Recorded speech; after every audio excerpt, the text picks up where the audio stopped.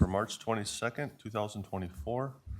First order on the agenda are the minutes to the meeting. Has everyone had a chance to see it and read it, and any changes or corrections? Mr. Chair, I have two corrections. First, in the first paragraph, the printed minutes say that the Board of Adjustment will meet. I would like to change that to met.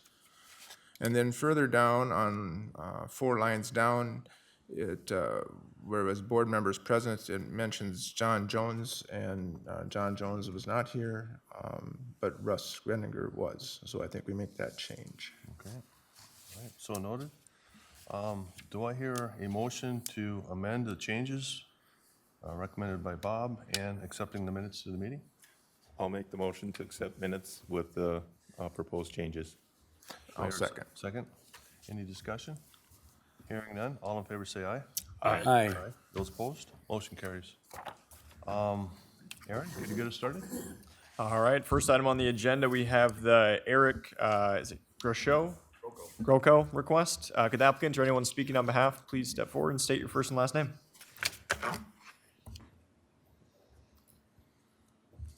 Good morning, Eric Rocco, my wife Carrie. All right, so this specific request was to construct a 26-foot by 30-foot detached garage with an 812 roof pitch and 6 feet 6 inches of headroom in the rafter storage area. That would be 5 feet from the north side yard and 15 feet from the center line of the road, and was continued from the March 1st meeting so that the applicant could obtain a township response form. Some of the board's discussion included the roof pitch, headroom and rafter storage, and distance to the road. A variance is required for the storage building as the proposed roof pitch is 812, where 612 is the maximum on lots less than 1 acre. The proposed headroom and rafter storage area is 6 foot 6 inch, whereas 6 feet is the maximum on lots less than 1 acre. The proposed distance is 5 feet to the north side yard, whereas 10 feet is required. And the proposed distance of 15 feet to the center line of the road, variance is needed as 65 feet is required. The property is 0.37 acres in Cokato Township, zoned urban rural transition, and located on Cokato Lake, which is classified as recreational development. Looking at the property as a whole, which includes both sides of the road, the existing building coverage is 6.3% and existing impervious surface is 17.9%. The proposed building coverage is 11.3% and proposed impervious surface is 24.4%. Township did manage to submit a township response form on March 12th. They indicated that they recommended approval. Township said that this is a special circumstance, is located on a private road, and they do not believe the 812 roof pitch is excessive. And that will wrap up my overview. Thank you, Aaron. Does the applicant have anything wish to add? No, nope. Okay, all right, thanks. I'll open it up to the public for any comments, questions, concerns. Seeing no questions or comments, I'll bring the conversation up to the board. And Dan, could you get us started? Yeah, I'll get started. Excuse me. As far as the variances for the 5-yard setback and the 15 feet to the gravel road, it's extremely close, but under the circumstances of where it's at. Now, did you find anything out more about that non-vacated road in the back? I mean, No. you said it's vacated on some of the parcels and some parcels are not. Correct. So for your back end, technically there maybe is a little leeway back there. And by pushing it over to that 5 feet, I'm still looking at making sure we have an alternative septic, because on a lake like that, and that's important. But I still have very strong concerns about the 6.5-foot rafters. That's something, I guess, as my vote has always been, I've been tried to maintain that 6-foot headroom on that type of thing on lake properties and on that. So I guess that's where I'm at. I can go along with the setbacks and stuff, but the rafters still concern me. Thank you, Dan.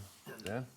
Yeah, I'm struggling with the front driveway. It's really, for me, that's just a sticking point, because I know it's only 2 neighborhoods, but kids walking by, bikes going by, 10 feet is just not enough of a driveway, in my opinion. Have you looked to see if you could turn it or anything? As just discussed with the easement behind, no, I can't. You can't, okay? Well, I just struggle with that, and I with Dan on the 6-foot headroom, And the driveway is just too close for me, so I can't find, in my, There are, safety is a big issue. there are only 2 properties past ours on Yep. this private road. Yep. No But there's kids. kids could walk by, a biker could walk by, or a bike, pedal bike kid, and it's just not enough. 10 feet, in my opinion, I think it's a safety issue. Thank you, Dan. Russ? I got the same concern about the garage being so close to the road too. If you could downsize it or, I don't know, but I have, that's my concern too. Thank you, Russ. Bob? You know, with if it wasn't for the road in the middle of your property, you have almost 4/10 of an acre, almost a half an acre. This building would not be a problem if the road was on the, shall I say, the east side of your property where there wouldn't be conflicting, but this road goes right through your property, and that's where the hardship kind of comes in. However, how wide would you say that road is? Is it 20-foot drive surface, 12? 12-foot drive surface? Yep.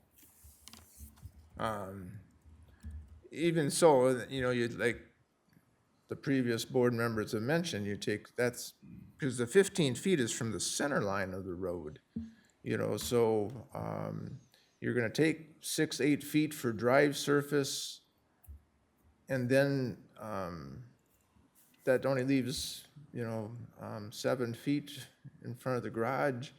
When you plow snow, the snow plow will tend to throw the snow that far. Due respect, I don't see how that's a problem for this project. And so, I don't fault you for wanting a nice big garage. Unfortunately, to have a nice big garage, you need a nice big back lot or just a nice big lot. And you're trying to put a garage on a 1/10 of an acre on that side of the driveway. And I think that's difficult. Okay, now I have something to add. We'll go through here unless you have a question. I am finished. Okay, I'll give you a moment, sir. So, I wasn't here at the meeting, but I did get a chance to read the minutes and am familiar with this. We have other 10-foot driveways we have approved in the past. There are some unique circumstances here, as stated, and it is at the end of a dead-end road. So I think, for me, a lot of the concerns that would normally be a factor really don't apply in this case. And like Dan, my concern is the 6-foot. I would want to make sure that we stay that, being that it's on a lake shore property. So those were my thoughts. And if you have a comment you'd like to make, please do. Okay, Paul, you just mentioned your concerns with the 6-foot. Is that with the 6-foot headroom in the space? Yeah. Or is that the 6/12 pitch or to the 8/12 pitch? It's the headroom inside. Okay, I can hand frame down the headroom Okay. to pass inspection. Okay, thank you. I'll make sure when the building is framed that upper area for storage is less than 6 feet of head clearance. When we left here last time, the motion was made that we continue pending the township's response. And I don't see why now we would change our opinions after the township has approved as drawn. There was a concern before about the proximity to the road, but when we left here, that was the least of our concerns from what we gathered from your board. If I may, that was under no circumstance that I try to mislead you. I was always pretty much adamant about the driveway. I would prefer you to turn it sideways or put the garage where the alternate septic would be and switch them. You'd have more room back there. There's options. And I know it's a hardship, but I'd like to say, yeah, I'm okay with the setbacks, squeezing them. And I'd like to help you out, but I just can't have a safety issue. That's my big spot. Safety to me is like number one.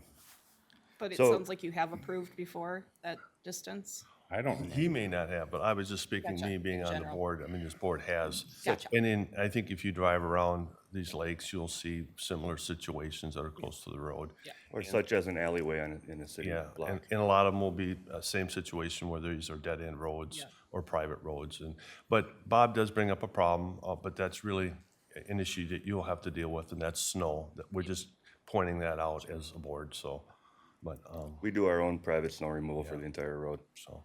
As far as, Dan, Yeah, sliding it to the south where the future alternate septic field would go. Still have the area with the issue with the easement that exists in the back of the lot. So I couldn't push it any further to the east. yeah. I'm okay with even squeezing it, turning it and squeezing it to the road, but not driving out that way. So you could get some more room in between and maybe run parallel with the road, pull in and out, you know. Oh, I get you there, but if I do that, then the northwest corner of the building only comes closer to the road. That's okay with me, is more so than driving out there, because I know there's not gonna be a lot of traffic. It's more okay that the building's close to the road than the driveway coming out on there, in my opinion, but maybe the rest of the board's different than me, but what I'm looking at is just, I hate to see a future chance for somebody to have a little accident there, a kid walking by, and you not see it when you're backing out. If you can back out, turn the driveway the other way, I'd be on the board with If I that. may, right now, we don't know how we're gonna vote, but it looks like 2 and 3 so far. So, my suggestion is, Dan, would you be comfortable if he were able to twist that a little bit? Would that change? Yeah, that would help a lot, but I Could don't know you- how you can, Is that something you could consider? I mean, At your direction, how far would you like me to rotate the building? well, if you could pull the driveway towards the alternate septic tank and turn it back out into there and drive out, that'd be great. You know, do a total, turn. how many feet would you like to see? Well, I would go down to 5 feet off the road with the building, if you want to turn the building and go all the way down to 5 feet, squeeze it into that corner. So my understanding then is if I bring the north wall of the building as it is, 5 feet closer, so the northwest corner, 5 feet closer to the road, that will alleviate the angle when I come into the garage to park. I don't know if we're on But the same page. you're talking entering the garage on the other end of it. Yes. You're talking about entering the garage. Towards your on septic the- system. What I would call the south end is what he's talking. Or put the garage all the way up to the septic system back that way and go out the other way, but just not running the driveway parallel with the road. If I keep the building in the location where it's drawn and move the garage doors to the south elevation, So, yeah, that would work. does that solve any problem with proximity to the road then? Yeah, because you're not backing out onto the road, right? Correct. Then I would be backing out into the, And by your septic, turning around and going out.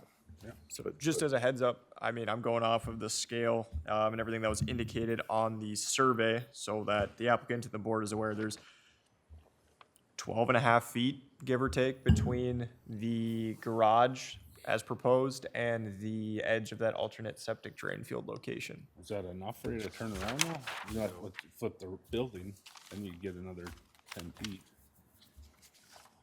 well, You know what I mean? like I said, we're in a tight spot. We're here to figure out the best way forward. If 12 and a half feet is good on the south side, 12 and a half feet should be good on the west side. You're not backing into traffic. And that's the only difference, is Yeah. I'm not backing onto the existing roadway. If I could, Dan, suggestion is, safety is the reason. We could require safety mirrors, concave mirrors to be installed on the building so that when they would exit, they could look and see for any ongoing traffic. You know, we have those for blind spots where I work. It's just Yeah. a thought if that's something that might, I'd go for that as a possible remedy. There is a telephone pole right across the way that I could mount a mirror on. yeah, that might be a practical solution. I guess as far as there's a solid practical difficulty here. And it's not a through road. I mean, it's no different. Some of us, I know Russell wasn't there, but we went down into Clearwater Township and we went down into Fish Lake, down on that property. I mean, those properties, there's no garages or anything there. It's just properties there. I mean, there's a practical difficulty here. I guess what I'm trying to get through. And he's able to get off the road. There's only 2 residences beyond him. Township supervisor called me, and kind of told us the same thing that's in the packet.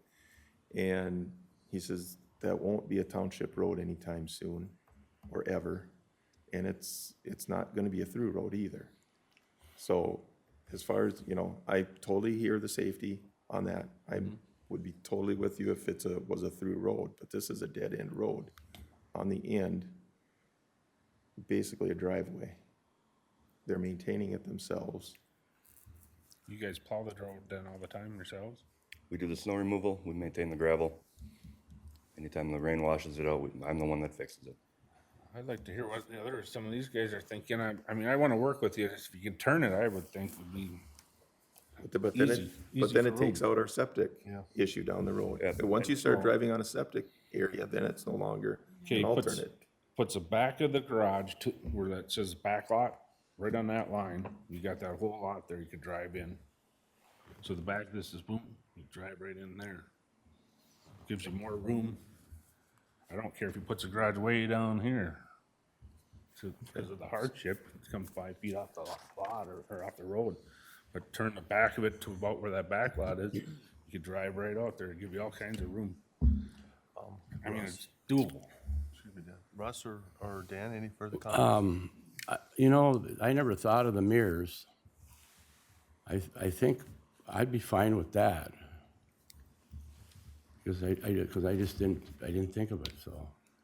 And I know we talked last time just about my husband having a truck, and he intends to back in every time he goes in. Not that that can be something that you can control, but that is the intent. Thank you. Any comments, ideas, Bob? Well, it's just that we're talking about a garage. It's not, hasn't have anything that does with the functionality of the house or anything. So, you know, there's lots of places that do not have a garage. They don't have a garage now, and they are surviving without it. So, All right, thank you, Bob. All right, is there any further discussion or anything before we? We're just gonna point out one thing. I know kind of based off your discussion, I believe it was Mr. Vick that pointed out if you were to slide the proposed garage south towards that backlot line, not saying it's gonna happen now, but if you were to put in a potential future septic system, now we might have issues with the proposed distance of the septic to the building, could potentially lead to variances in the future as well for that. Thank you, Aaron. With that said, can I get a motion?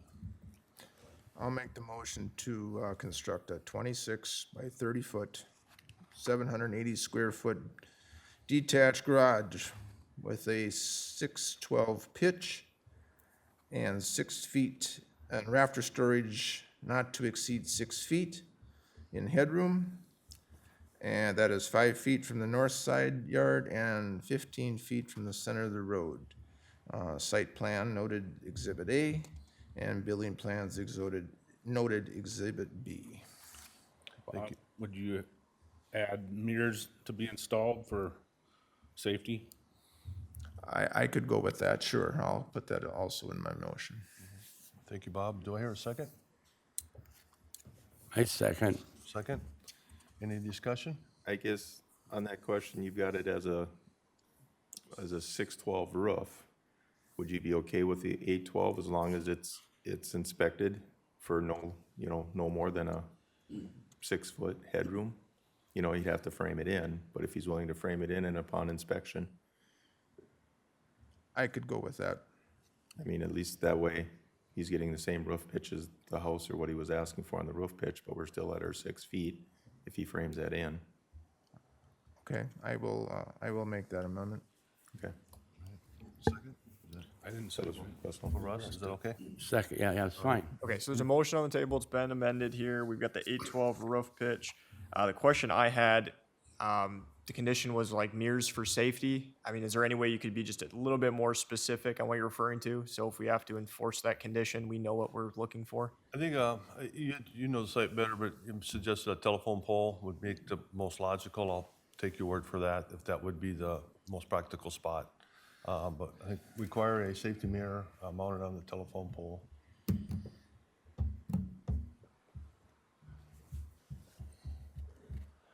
So we have a motion, we have discussion. All right, all in favor, say aye. Aye. Aye. Those opposed? Aye. So noted. Motion carries. Thank you. Thanks for your time today. Yeah, thank you.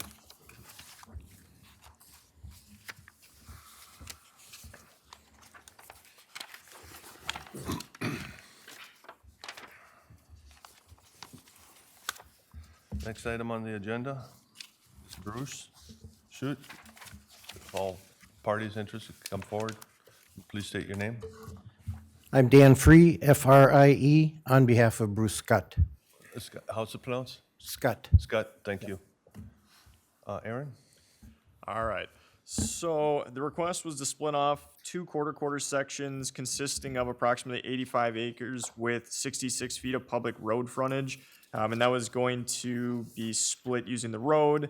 We've got parcels involved 210, 100, 264, 200, and 210, 100, 253, 200.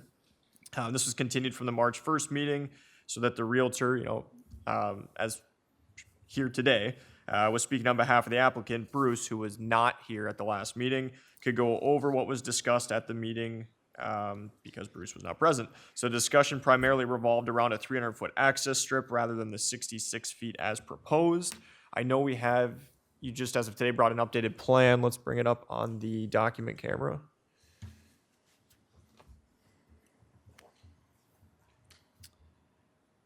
Oh, I should put it over here.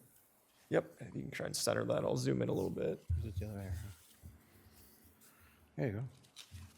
So I haven't got a chance to look at it other than what we're seeing right here. It appears that it's identical to the last one, other than it has obviously shifted to 66 feet of access down to, 348 feet approximately. Let's see here. Basically, there's still 5 entitlements left. There's 1 existing home on the property. And the township, they didn't have a problem with it. So that pretty much wraps up my overview. And I guess we've got the updated request for you guys. Thank you, Aaron. Does the applicant have anything wish to add? So what we're looking at now is a lot line adjustment. I don't believe there's a variance involved anymore. And the main thing would be, oops, where's my finger here? So this portion here, between the section line and the road, would go with the parcels to the west of now, instead of, they're currently described with the parcel to the east. Okay. Good. Anything else? That's it? Okay. I'm going to open it up to the public with any comments, questions, or concerns. Seeing none, we'll take this conversation up to here. And Dan? Yeah, thank you. Yeah, it looks like you did everything that we kind of were discussed last time. You even went a little bit bigger because I think we asked for 300 and you went 340. Yeah, a comment on that, Bruce talked to Bogart Peterson, he said, yeah, I remember driving the tractor along the north lot line and it was low along there in the spring, so I want to make sure there's enough room, he said. So they did that. I'm good with it. Great. Thank you, Dan. Russ? I have no comment. He did what we asked. Thank you, Russ. Bob? Yeah, that's what we asked you to do. We didn't like that 66-foot strip, so good job. Thank you, Bob. Dan? In consensus with everybody else, it's what we asked for. Great. So Dan? I'm gonna step in really quick. So it sounds like based off what the board's discussion is, you met kind of the requirements or at least their ask of you from the last meeting. So as of right now, we still have the entitlement assignment we would like to see. I know the one that I have up on the board here. It's just gonna show the 66 feet. If the board does motion for an approval and they include an entitlement assignment document, we could use this, other than obviously noting that the green parcel, which is 66 feet shown, that would be dropped down to about that 348 feet. Correct. Okay. Great. Go ahead. Do I hear a motion? I'll make the motion to approve the split off of quarter section with a 348-foot strip going to of public road frontage, and split the remainder of the parcel 210-100-264200 and 210-100-253200 using the existing public road, subject to survey, subject to administrative order, and subject to the entitlement assessment document noted where the 5 entitlements would be located. And also, which is sketches noted in Exhibit A. Thank you, Bob. Do I hear a second? I'll second it. Second it. Any discussion? Hearing no discussion, all in favor say aye. Aye. Aye. Those opposed? Motion carries. Thank you. Thank you. Thanks, Dan.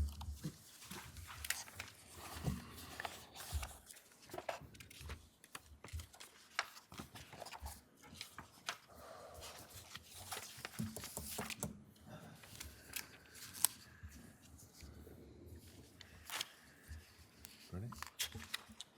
All parties concerning Kelly Simonson, please step forward. State your names.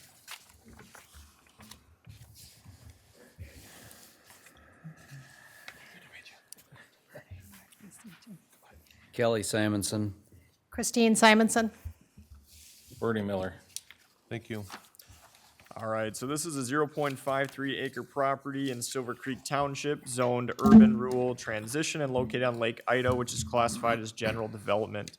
The existing building coverage is 8% and proposed building coverage is 9.4%. Existing impervious surface coverage is 24.3% and proposed impervious surface coverage is 22.9%. Previous variance was granted in 1973, which allowed a home as close as 50 feet to the ordinary high water mark. And no closer than 50 feet to the center line of the township road. Variance was also granted in 1990 that allowed for a 14-foot by 14-foot three-season porch to be 46 feet from the ordinary high water line of the lake. The porch was to replace part of an existing deck at that time. This request is to construct a 280 square foot footprint addition, a 40 square foot porch addition, and a 220 square foot loft addition to the existing home and porch that, as the survey is noting, is 36 feet from the ordinary high water line, and it's located within the bluff and top of bluff setback. Variance is required for the additions as the existing home is 36 feet from the ordinary high water of a general development lake, whereas 75 feet is required, and it's also located within the bluff and top of bluff setback, whereas there is a 30-foot top of bluff setback. Township approves of the request as it fits the character of the neighborhood and the other properties on the lake. Let's see here, looks like we also have a neighbor comment that was submitted this morning, so it wouldn't have been in your guys' packet. It looks like they received a letter from Silver Creek Township regarding the addition, remodel of Kelly and Christine Simonson at 608 101st Street, Northwest Monticello, Minnesota, on Ida Lake. We have no problem at all with the addition and remodel to update their small house to better serve their family. The house, being 50 years old, needs an update and curb appeal and would help raise the value of homes in the surrounding area.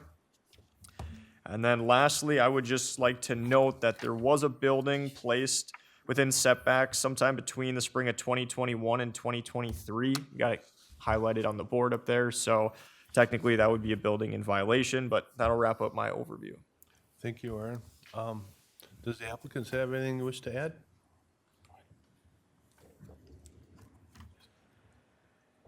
No. Bernie? Yeah, well, I think they were just, the main thing was that they recently purchased this place and are looking to put an addition, and I think it's primarily the kitchen, right? Area, so the area's pretty small, not real usable, so, we looked at where this could go, try to get as far back from things as we can, and just based on the layout of the house and where things are at, this is where we showed, and I think you must have just got not a color. You don't have a color site plan, that's just black and white ink. So it's kind of hard to see where the actual house is on that. Is everyone clear where the existing house is? You can see that? Okay. Yeah, the septic system's brand new, was put in last year or 2022? 2022, I guess it's 24. They did have, there's quite a bit of impervious, kind of a turnaround in there. So as part of this, we'd be reducing the impervious down from 24 to 22%. And so there's some significant change. I think the building coverage is 9.4 with the proposed addition. So it's considerably smaller, or under 15%, I should say, so. One other thing I'd like to note is this house, the way it's laid out, is it has no front entry. The entry is through the garage. There was like a cobbled together breezeway, and it's really hard for us to get a front entry as it is. It's the only assessor photo I could find, so it's the best I got for you guys. Anything you wish to add? That was it? All right. Thank you. I'll open this up to the public for any questions or comments or anything. If not saying, we'll bring this conversation up here. And Russ, could you get us started? Yeah, is it in the hill or the bluff? Are you built into that, or that's, I don't understand that part of it. Well, so the addition part is not on a hill, the proposed addition, even though they're calling the top of the bluff that red line there, which runs through there, but there's some elevation, but basically it's at the back of the house is where it really drops off. If you look at the topo there. Yeah, and I think that one thing is if you look at this plan, they are, a lot of times we have 2-foot contours, and these are 1-foot contours. So if you took half them away, you would see that, you could basically see the elevation. But I think the hill, and correct me if I'm wrong, Aaron, but the bluff kind of comes in as you get back further, but this is a pretty flat area. It is basically like the flattest area there is. I mean, there's some steep slope coming up from the lake, and then it is relatively flat up where we're at, other than, I guess, picking the whole house up and moving the whole house back and starting over. If it was a new house, we'd maybe do things differently. This existing house, you see in the picture, it's a nice house. So it's like, how do we do something here and have the least amount of impact to the bluff or lake setbacks or anything, so. Thank you. Anything else, Russ? What I believe is that they're trying to stick a lot of house in a little area. There isn't a setback that's right here. And that's about all that's all I got to say, or that's my thought. Thank you, Russ. Bob? I'm a bit confused on how when is this house is how old? It's 50 years old. So if there was I gotta get my notes right here. If there was a variance allowed in 1973 that said that the house could be as close as 50 feet, how did you end up being 36 feet from the lake? Ordinary height, we weren't there, but, that's 63 feet, isn't it? Well, that's the the- addition is, but How did the house get built as close as it did? I don't know, and they didn't build it. They just. I understand that. I was So we- just confused. Yeah, so we don't know, and, that to me is a good question, but sometimes lots of things happen, and I would say that, yeah,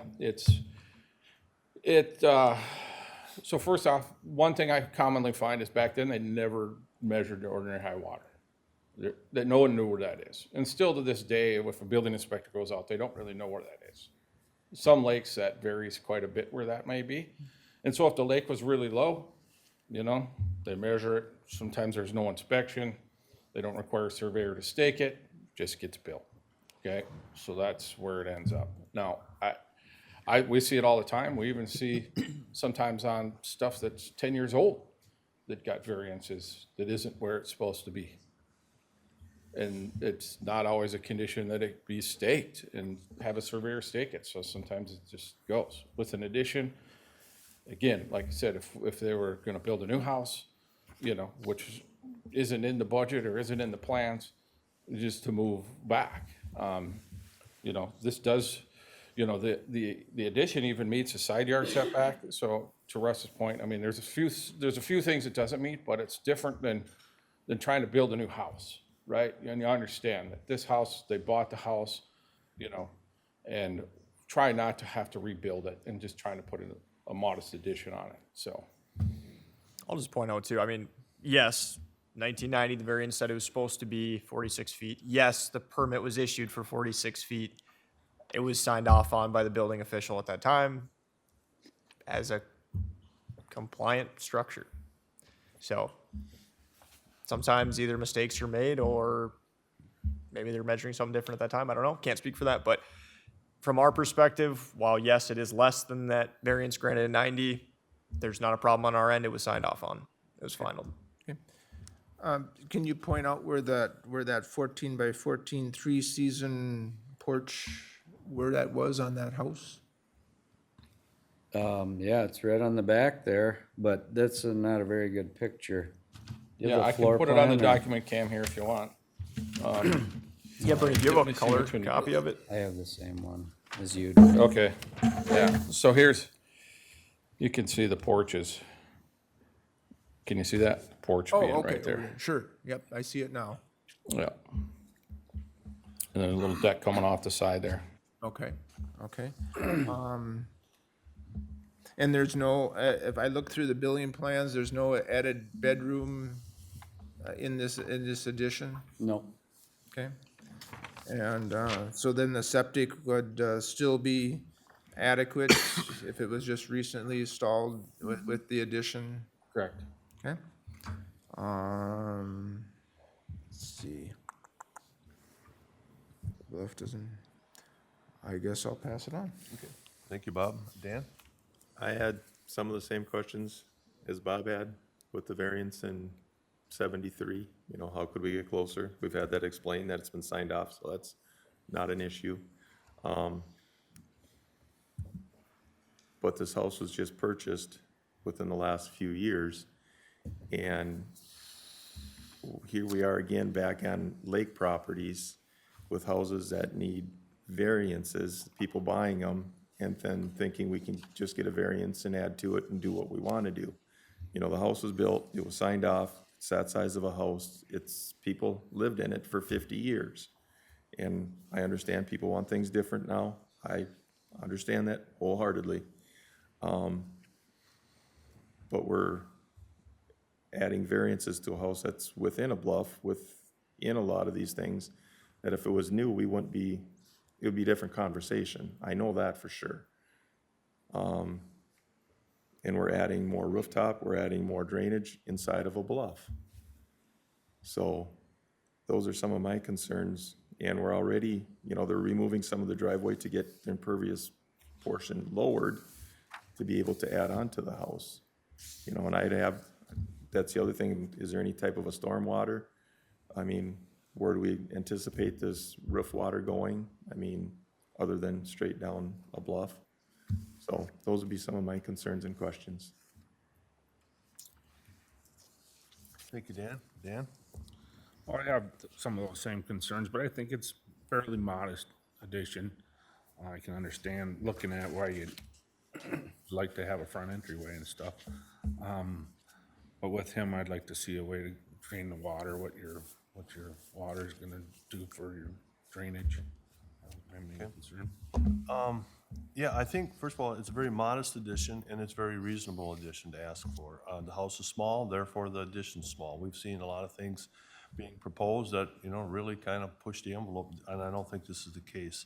The other thing that I like is that it fits the surrounding neighborhood. This neighborhood, you have similar situations, similar docks, similar sizes, so I see that as a plus, it is unique.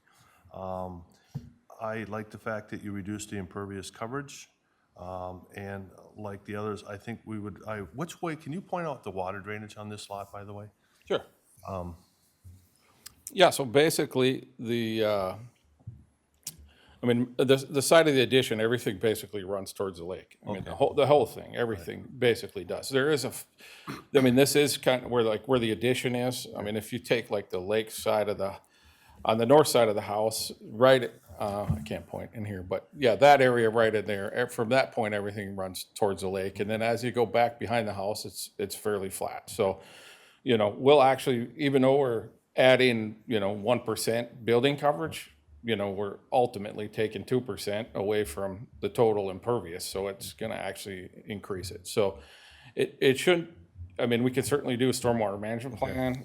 You can have that as a condition. I mean, we gladly would do that. There's not gonna be, when a person's, you know, in a situation like this, the water's gonna go where it's gonna go. I think there's, we could gutter things, but eventually that water is going to end up going to the lake, no matter kind of what we do. So maintaining vegetation, you know, between the lake, and that's the nice thing is this isn't on the lakeside. We're not asking to do stuff, you know, we're as far away from it as we can, but we certainly can do something. I would definitely want to see a stormwater management, but with all that being said, you know, we're 36 feet from the lake, and as you know, that is close, and that gets our attention, so that's why things are always at a heightened level when we talk about these things. And so traditionally, 65 feet has been our line as far as acceptable. Is there any way that you could move that back 18 inches? That way we're at 65 feet. I mean, it sounds crazy, but trust me. Can you put the document cam back up? And this is what we were showing before, and we kind of talked about this. So they had came to me after talking about it. I said, all right, so if this doesn't work, you know, if they don't like it, they want us further back, what can we do? So they actually came up with a reduced size addition that would get us back to 67.7. Personally, I can't speak for the others, but I would be happy at 65. That would, for me. Like I said, I think this is reasonable. It fits into the neighborhood. I understand, like Dan brought up a real good point. If this were new construction, this wouldn't even be part of the conversation. But we're talking about what I think is just something that's it's just common sense, reasonable request, and that's how I'm looking at this. And so I can go. I'm in favor of the variance. So I have one comment on stormwater. We currently have the whole house guttered and drain tiled to the lake. So is that, you know, would that be an adequate solution? yeah, any kind of stormwater, it's just to show that we're managing that water that's coming off that roof in a better manner than, you know, that's all we're asking for. Yeah. You know, so the surface area that's being added, it's minimal, but we still need to address it, that's all. So, with that said, can I hear a motion or? Are you pretty much saying 65 feet? 65 feet, yeah, if you can make 65 feet, I'm fine with it. And we haven't discussed that little building yet, that gets moved into their setbacks and stuff of the county? No issue. Okay. Okay. Yeah, then I can go with that 65 foot too then, no. Do I hear a second? I second. A second, any discussion? I guess I still have concerns that we're putting an addition into a bluff. And I guess I have not seen any particular practical difficulty, I guess is a proper wording. You know, this is a want, and we're in a bluff, and we're adding on to it. So those are my concerns. So noted, thank you, Dan. Any further, other? Just want to get some clarification in really quick. So I might have missed it. Was there a motion on the table, or was it still just discussion phase? No, we have a Did you make motion. the motion, or I was going to, but I didn't add in no. everything. We had a motion, I think you had it, and we were gonna, Okay. seconded it. Okay, I might have missed the motion. I'm sorry, yeah. So, okay. Dan made the motion, Russ I seconded was it. going to, I didn't finish, but yeah, okay. Dan had part of the discussion. Okay, if we could just start that whole motion over Okay. again for the minute's sake and everything, that would be great. Yeah. No, I didn't think so either. I was a question. And, Oh, yeah. I'm sorry. That's all right. I'll make a motion to approve it with a 65-foot setback from the ordinary high water mark. The building to be removed or moved, the 40-foot square foot building in compliance, a site plan, a stormwater management plan, and I think I already mentioned the 65. I mentioned removing the building. Yep. The motion, B. Russ, second? Second. Second, any further discussion? Hearing none, all in favor say aye. Aye. Aye. Aye. Those opposed? Aye. So noted, thank you. Motion carries. Thank you. Thank you.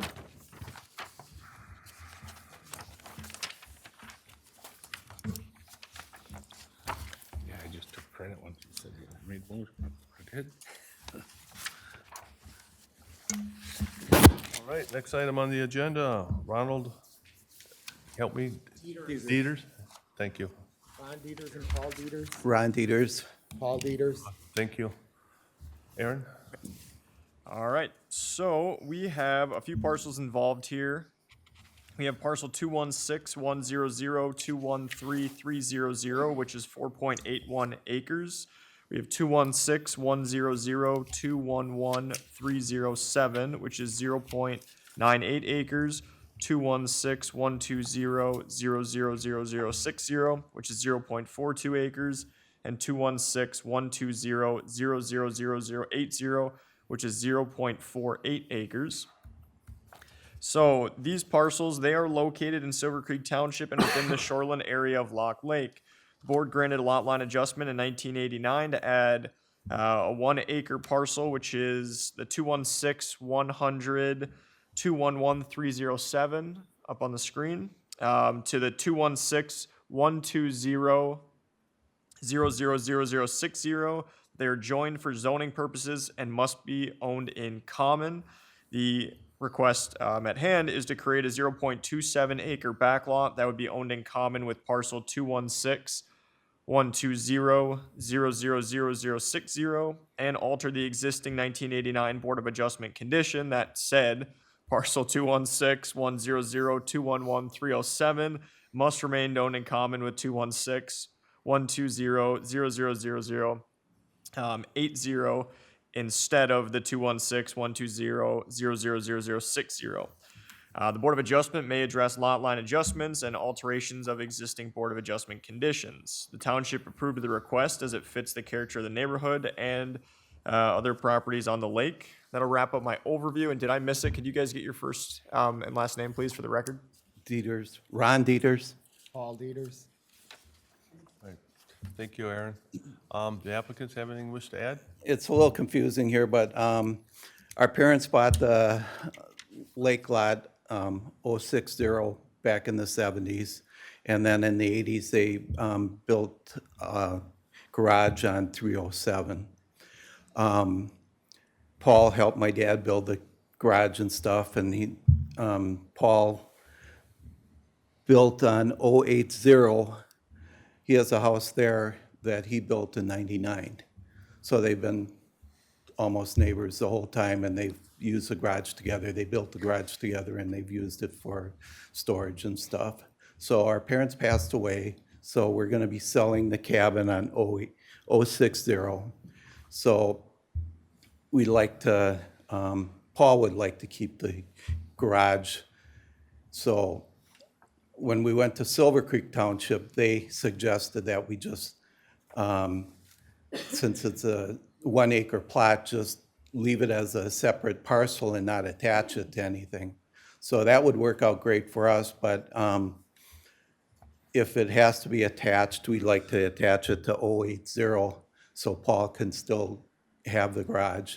And we took a 1/4 acre off the 4.8 acre lot to go with the 060 if we had to do that. If it needs to be that, if that person needs a septic and stuff. The cabin will need a new septic when it's sold, but we're just trying to take care of the garage first so Paul can keep the garage that he built with my dad. And so that's basically what the gist of everything. And then the 4.8 acre lot would turn down to about 4.5 acres. Okay. So. Good, thank you. Any further comments or anything like that, Paul? No, I just Okay. would love to have the property in the garage. Okay, Who'd want to give up a 2.5 car garage? sure. Great, what I'll do is open it up to the public for any comments, questions, any neighbors or anything out there, all right? Seeing none, we'll take the conversation up here. Bob? So most of the time, these backlots are used for septic purposes. Now, like this, the neighbor between your parents' house and Paul's house, if they would need a new septic, do they have enough space on their lot? Yeah, they have a septic right in between the lake and the cabin. There's 350 feet between the road and the shore. I think that's what mine was. Hers is pretty much the same. Okay, okay. So, if you would sell 060, the septic would be on the lake side, or would it It be is on- across the road? It is on the lakeside and everything right now. So it would probably still be on the lakeside unless someone decides to build a big cabin. There's a great big cabin down the road, but they still have their septic everybody's septic is on the lakeside. 40, that's a huge house. So, since there's 350 feet of lake shore, or frontage, not frontage, but from the road to the lake, no one's had to build it on the other side. So it was just basically used for garage. Okay, okay. So I know it was noted in the staff report, but just as a heads up too, again, they did get the soil borings. This is that 4.8 acre lot. This area here where you can see soil boring 1 and 2 done was the approximate area of the back lot that's proposed. So if the, property ending in 000, 060 were to, need a septic location, it would go across the road, and they've already got borings indicating that, yes, that area would be suitable for a septic system. So it's basically just an option that we're presenting to you if we have to attach a lot to the 60, we take a 1/4 acre off of there and put it there, so. Thank you. So now, and you also own,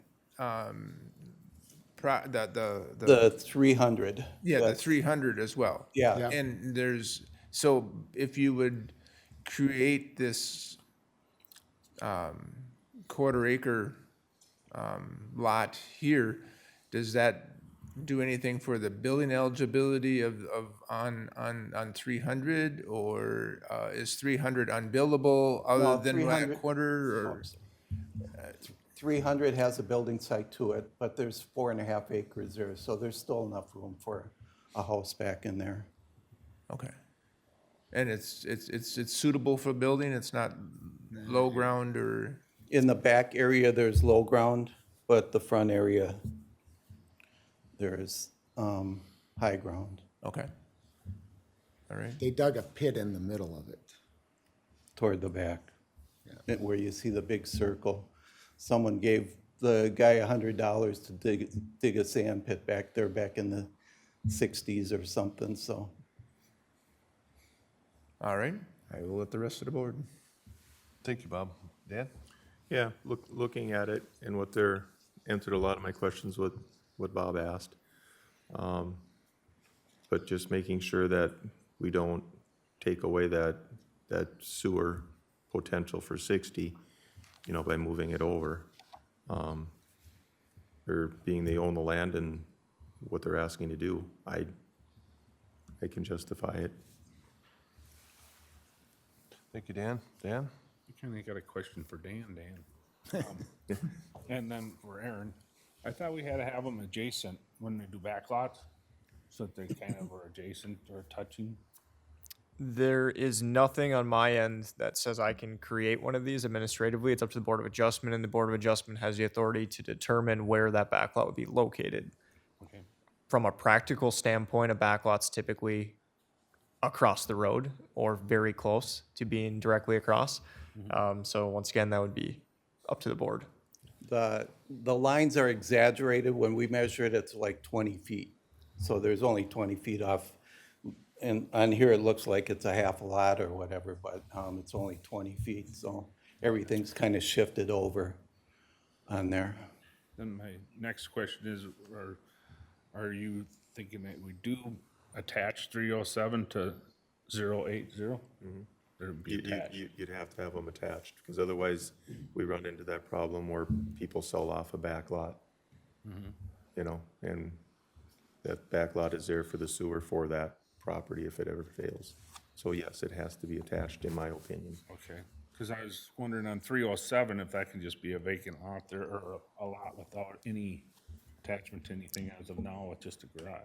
That's what Silver Creek Township suggested for us, that you would just have that one separated and be done with it. Yeah, so basically, once again, Board of Adjustments decision, but to reiterate, what Mr. Mole said is, if you have an unbuildable backlot that does not have to be tied to any specific parcel, we are gonna definitely see issues with, one, people trying to build on it or trying to create things or coming in for more public hearings, all this kind of stuff, as well as, I mean, even in, what was it, 1989, they had that condition that it was to be owned in common. So, I mean, the same problems have occurred, you know, I was just throughout the wondering years. if we did do that, if we're locking out 070, the one in the middle, there would be kind of locked to have a potential for a backlot.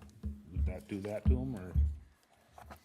If I may, Dan, it sounds like they have a up-to-code septic system, so the need for a back lot is not as strong as it would be, for example, the cabin. you know, Yeah, so- yeah.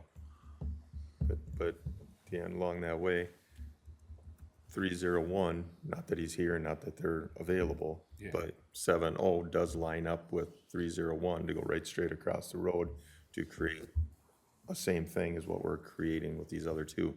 So then all three in line would have the potential to be attached. You know, if it was being situated where we were crossing over lines and, I mean, things are angled, but we are, in my opinion, we're close. We're not perfect, but we're close. I just wanted And- to clarify for it. And 70 does have an option, in my opinion, of, you know, going straight back onto another gentleman's property if he so chose to sell them some. Sure. You know, if we were in that situation down the road. Yeah, that makes it a little clear for me, and I'm okay with that. Thank you, Dan. Russ? I have no questions.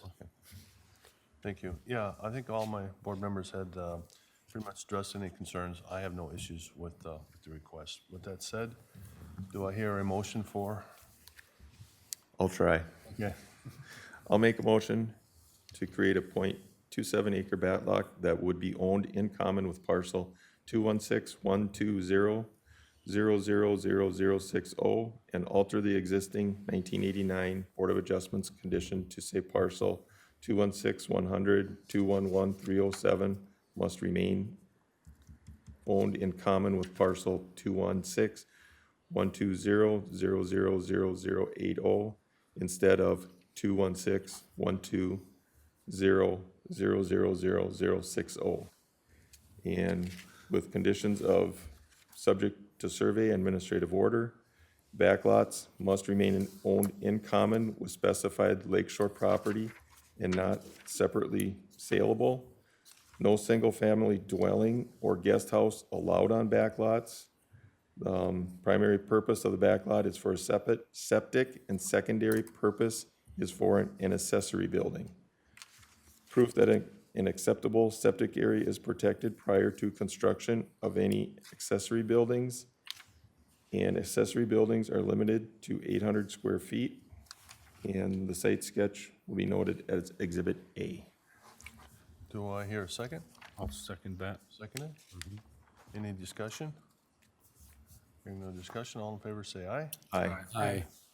Those opposed? Motion carries. Thank you, Great. gentlemen. Thank you very much. Have a nice day.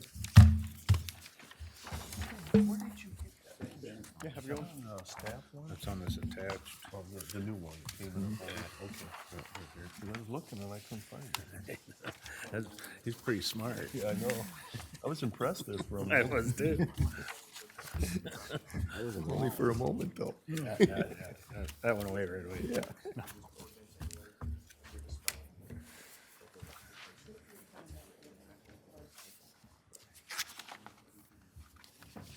What's that? Okay. Should I just pass then? Just kind of, okay, okay. Would the Lauren Smith request please step forward? Please state your name. Lauren Smith, most people call me Larry, so. Okay. All right, thank you, Larry. Aaron, could you get us started? Sure. All right, so this is a 69.93 acre property in Silver Creek Township, zoned general agriculture and located on Millstone Lake, which is classified as natural environment. The request is for a 16.8 acre, 1/40 entitlement division that includes approximately 9 acres of prime soils. A variance is required for the 1/40 entitlement division as the request is 16.8 acres, whereas 10 acres is the maximum. That also includes 9 acres of prime soils, whereas 2.5 acres is the maximum. The township approves the request. That'll wrap up my overview. I've got prime soil layers, shoreline setbacks, all that stuff, if you guys want access to it, so. Thank you, Aaron. Does the applicant have anything you wish to add? The only thing I'd like to add is, I have two interested parties that would like to purchase it, and they are both adjoining property owners, one to the south and one to the north. Thank you. I'll open it up to the public for any comments, any questions? Yes, if you could, Larry, if you could just step aside, have a seat, and if you could state your name and then your question or concern. Hello, Eleanor Opitopfer. I am the property owner to the south. I have been renting the 16.8 acres of this parcel for 9 or 10 years now. I'm not sure if I've reached the 10-year anniversary of farming here. I have opposed previous changes to the lakeshore divisions here, but I am in favor of this one, and full disclosure, I have a purchase agreement with Larry Smith that if this goes through, I will be able to purchase this property. I am in favor of this change for a couple reasons. Number one, this is not adding any housing allotments to the lakeshore. This housing allotment already exists. And this parcel is already essentially functioned as two parcels for many, many years. That's County Road 8 that divides the middle of it. And on the west side is a very large, very beautiful cornfield. And on the other side is a lot of elevation, a lot of hills. There is about half of it that's farmable, but I have had that entire parcel in pasture for this almost 10 years now. I've put a lot of investment of time and money into making that into a beautiful pasture. I have no plans to use the housing allotment at this point because my primary concern is to keep the character of the neighborhood intact, to keep my grazing dairy farm intact. And I'm actually very happy with this proposal because it makes the lines and it makes this make a lot more sense than having this sort of strange little piece connected to this big, beautiful 40-acre farm field. So that's why I'm strongly in favor of this proposal as the adjoining neighbor and the person who's been renting the land for close to a decade. Thank you. Great, thank you. Appreciate that. Is there anybody else who'd like to say something? If you could state your name. Morning, Zach Bursch. I'm the property owner to the north. I'm in favor of this. I'm a hobby farmer, just hoping for some more space for pasture or hay ground. That's all. Okay, thank you. Larry, you can step back up. With no further comments from the public, go ahead. Could I just add one? So Eleanor is looking to like 12 and 12.78 acres, and Zach would be looking at 4 acres is how we'd like to divide that up. Okay, thank you, Larry. With that said, I'm gonna take Can I hop in really quick? Yep. So that might be your intent as of right now, right? Your request was for 16.78 acres. Correct. So it would be under the understanding that if this were approved, that is what it is approved for. If you wanted to alter that number, you would have to come back to the Board of Adjustment or that property owner in order to further divide that, being that it would be created by the Board of Adjustment. If you already know and discussion with the board is that they're okay with potentially 12 and then the remaining 4-ish, may be wise to continue and renotice, being that you would be including the property owner to the north, you said? Are you at 181, 101? That would be correct. This one here, okay. So then at that point, that would expand the search radius potentially and include additional property owners, additional signatories. So that's something to keep in mind. So do we want to, so do you understand what we just learned here today and how we could go forward? I mean, if we're gonna decide, we can only decide what you have here, but there is an opportunity to redo this and have it all in one process. So we could work out the division or discuss possibility of the division between the two interested parties, so that it would all, it'd be part of So, that one process. Just to clarify, then that would make sense to probably do that. That way they wouldn't have to do another variance cost, is that correct? There'd be a re-notification fee, but we wouldn't require a whole new request fee. The only concern too is we haven't looked at the property to the north at all. You know, by adding acreage to that, are you creating variances to that property that are needed as well? Is that going over, 10 acres? Is that going over 2.5 acres of prime soils? There's a couple of things that would be, or would need to be looked at as part of that re-noticing. So I guess, had we known that prior to you submitting the application, we'd be in a different situation here. I totally get it. Okay. It's just one of those where I notified the owners, property owners to the adjoining, and, saying that I'm gonna sell it, and they were very interested, so we've pursued that, and Okay, so Aaron, would this be a continued item or withdraw without prejudice with the new, how would we?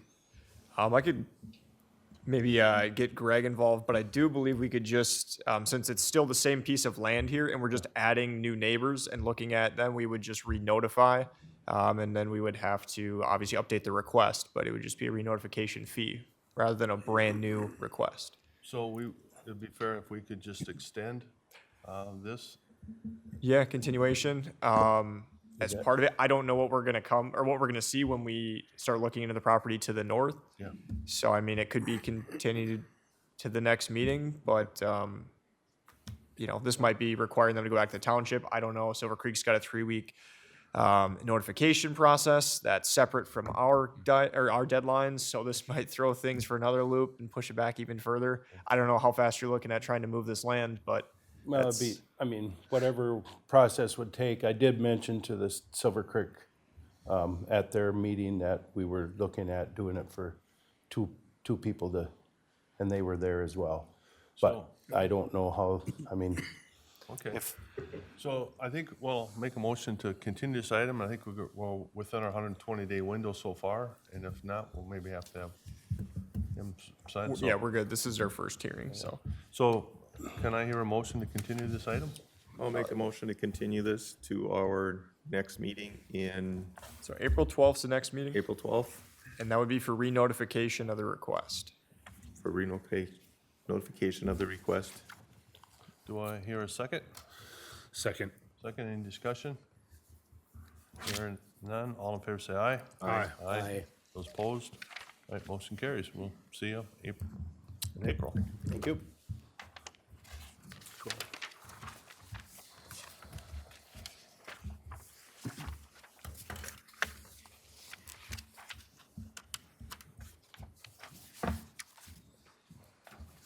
All right, the next item is Douglas. Can you help me out? Eden? Did I pronounce actually it? goes by Iden, but I get Iden? eaten quite a bit, so. Sorry about that. No worries. Thank you. Could you just state your name for the record, please? Doug Iden. Aaron, you started? All right. So what we have is a 4.17 acre property in Marysville Township, zoned agricultural residential. The request is to construct a 40-foot by 64-foot storage building with a 544 square foot covered porch for a total of 3,104 square feet with a 16-foot sidewall and located 100.1 feet from the center line of the road. Variance is required for the storage building as the total detached building area on the property would be 3,524 square feet, whereas 3,200 square feet is the maximum. The sidewall height would be 16 feet, whereas 14 feet is the sidewall height maximum. The proposed location would be 100.1 feet from the center line of the county road, whereas 130 feet is required. So the township did say that the applicant will be on their March 25th township meeting, which is unfortunately Monday coming up. So they were unable to address the request at a township level. Okay, thank you. That'll wrap up my overview. Thank you. Do you, applicant, have anything wish to add? Like Aaron mentioned, I talked to the chairman, Joe Hickman, just last week.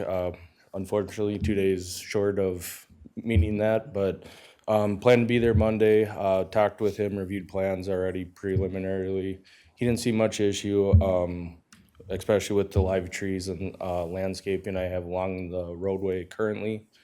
And my biggest concern, having a young family, already lost a dog and seen quite a bit of stuff with a busy county road. Trying to keep my shed closer to the property, keep the grass space close to the house for the kids and our family dog. So what the site plan doesn't show is some of the contours, but you can see the drainage easement off to the right, or the top right there. There's a pond in the backyard. From the corner of the existing house, northwest corner, going straight north, it does drop off considerably going back to the east, where that drainage easement is. And then you can also see my septic placement. Leaves me a very limited space to actually use what I have on the property for the storage building proposed. So through kind of some renditions, this is kind of what I've come up with, is what I feel is my best plan for the property and use of it. So that's all. Okay, thank you. Yep. Is there any comments from the public? Anyone have anything they wish to say? Seeing none, we'll take it up here. And Dan Vick, could you get us started? Okay, sure. Yeah, I got a couple of issues. I rarely go over 14 foot because I know I'm kind of a stickler on that. I don't know what your explanation why you need 16. The main reason was to have an overhead door at 14 feet, to get a camper. Most campers right now with the AC units are like 13.6, 13.8. So to be able to park my camper, or soon-to-be camper, future camper inside and access, with 14-foot sidewalls, and the way we plan to use the porch side, it keeps the door to the one side, so it's very hard to frame in correctly. So that's, Yeah, I know there's raised hills and stuff, you can do it, but that's one point. Then have you gotten approval from, well, I'm gonna wait before I would vote anyways till the township, but had you gotten approval from the highway department on closer? I did tell you to speak with the highway department. I believe you spoke with them about additional access and all that stuff, so you can go ahead. yeah, so I did meet with them, and learned that the second access probably won't happen. So the site plan, I never got updated. If you could show my, here, I'm gonna probably take away that access and stop it where the landscaping is at and make it more just of a dead end access. Right now, I have a very hard time getting off the county road with anything other than a pickup or a vehicle, any type of trailer, even a small like ice castle, to get turned around. And backing off that road is very dangerous. With that intersection just south and the way they come out of town, it's like a speed strip there some days. So I thought the access would be leave some public safety to the roadway and simplify our access, but I learned the whole 2-for-1 access rule that they had in place. So I will probably eliminate that from my intentions, so. My last comment is these are all things that I think you're gonna face a tough time getting through, is the 3,200 square foot too, so. So, on that comment, the reason I'm over that is the small building on the kind of back or top center. It's a small carport that was in kind of the wood area. Right now it's cold storage, just used for lawn furniture, lawnmower right now. It's been there way before I bought the property about 7 years ago. Like I said, carport that they kind of enclose for storage. That's the reason I'm over the square footage, because that is included into that 3,500. The proposed building would be 3,150, I believe, or 3,160, so we're just under that 3,200. So you'd be removing that shed then if If necessary? needed, I could, but like I mentioned, it was long there before I was on the property, so. I think Aaron, we flipped back through and it was there like within the year they built the house back in 2001, so. I was just trying to look for hardships on the whole thing, where Yeah. why you didn't move it back towards your house, and you wouldn't need a variance, but. Yeah, and it's Here we have deceiving because it does drop off considerably, and where my septic is, currently, it limits me where I can put it, so. Okay. Thank you, Dan. Russ? I have no questions. Thank you, Russ. Bob? You go back to where you were talking about the driveway. You were going to use the one to the north and abandon the one to the south, or you're going to use the one to the south and abandon the one to the north? So currently, the one to the south is shared with the neighbors to the south. So Yes. we'll continue to use that. I was hoping to put a second access in to make like a U-loop or a kind of a pull through, just so I could pull in and not have to try to back off the main county road. But talking with the highway department and understanding their rules, I guess I never knew that. Along the road there, they set that up to be a shared driveway condition back since like '83 or something. So I'll probably end up eliminating that right at the landscaping hatching there on the plan. And just kind of make it a dead end pull in so I can pull off and then turn around on the property a lot easier. Do you have neighbors that have 16-foot sidewall sheds close by? Yes, so just to the south of me, kind of kitty corner at the intersection there, and actually on the north side of that intersection, he just put up a large Polish barn shed in the last 2 months. On the south side of that, he runs an auto shop out of a couple buildings there, and I'm not exactly sure. I think his new shed had 18-foot sidewalls on, and a lot bigger shed on the property. I haven't gone around and asked what their sidewall heights are, but they are quite very similar in what I'm proposing for the area. And I think every adjacent property has a larger shed like I'm proposing as well. Okay. So sidewall height too, the reason for your sidewall height being 14 feet, and we did go over it, it's because your property's between 2.5 and 4.99 acres. Had you been a 5.0 or larger parcel, or 5 to 9.99 is 16 feet, and once you get over 10 acres, it's just a maximum height, total height of building, not an actual sidewall maximum, which is, in the area, you're seeing a mix of a lot of stuff here. There's some AR zoning, smaller lots, and there's some larger farm parcels as well. And is there, I see you're proposing 100 feet to the center line. Is there a reason can you go further? Can you go 110, 120 from the center line? As I stated previously, I was trying to keep my building there to keep my grass space and closer to the house for the kids and the dog. If I moved it closer, then it'd create kind of a grass space out by the road. And I prefer not to have kids playing out by the busy highway. So, All right.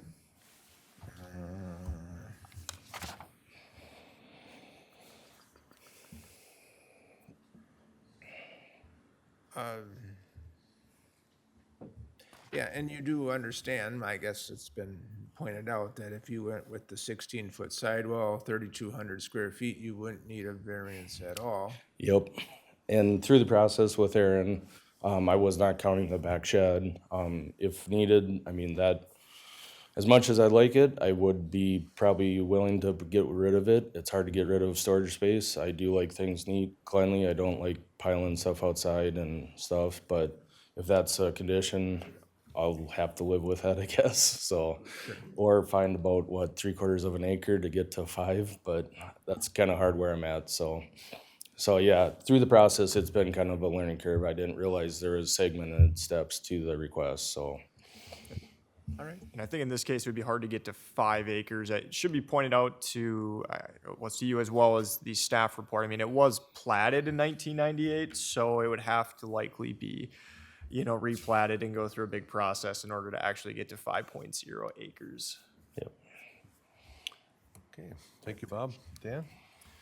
Yeah, I guess I've got, my concerns is there's area there that it could be on with no variance, 18-foot sidewalls are a challenge, but with today's campers and all that stuff going on, I get that too.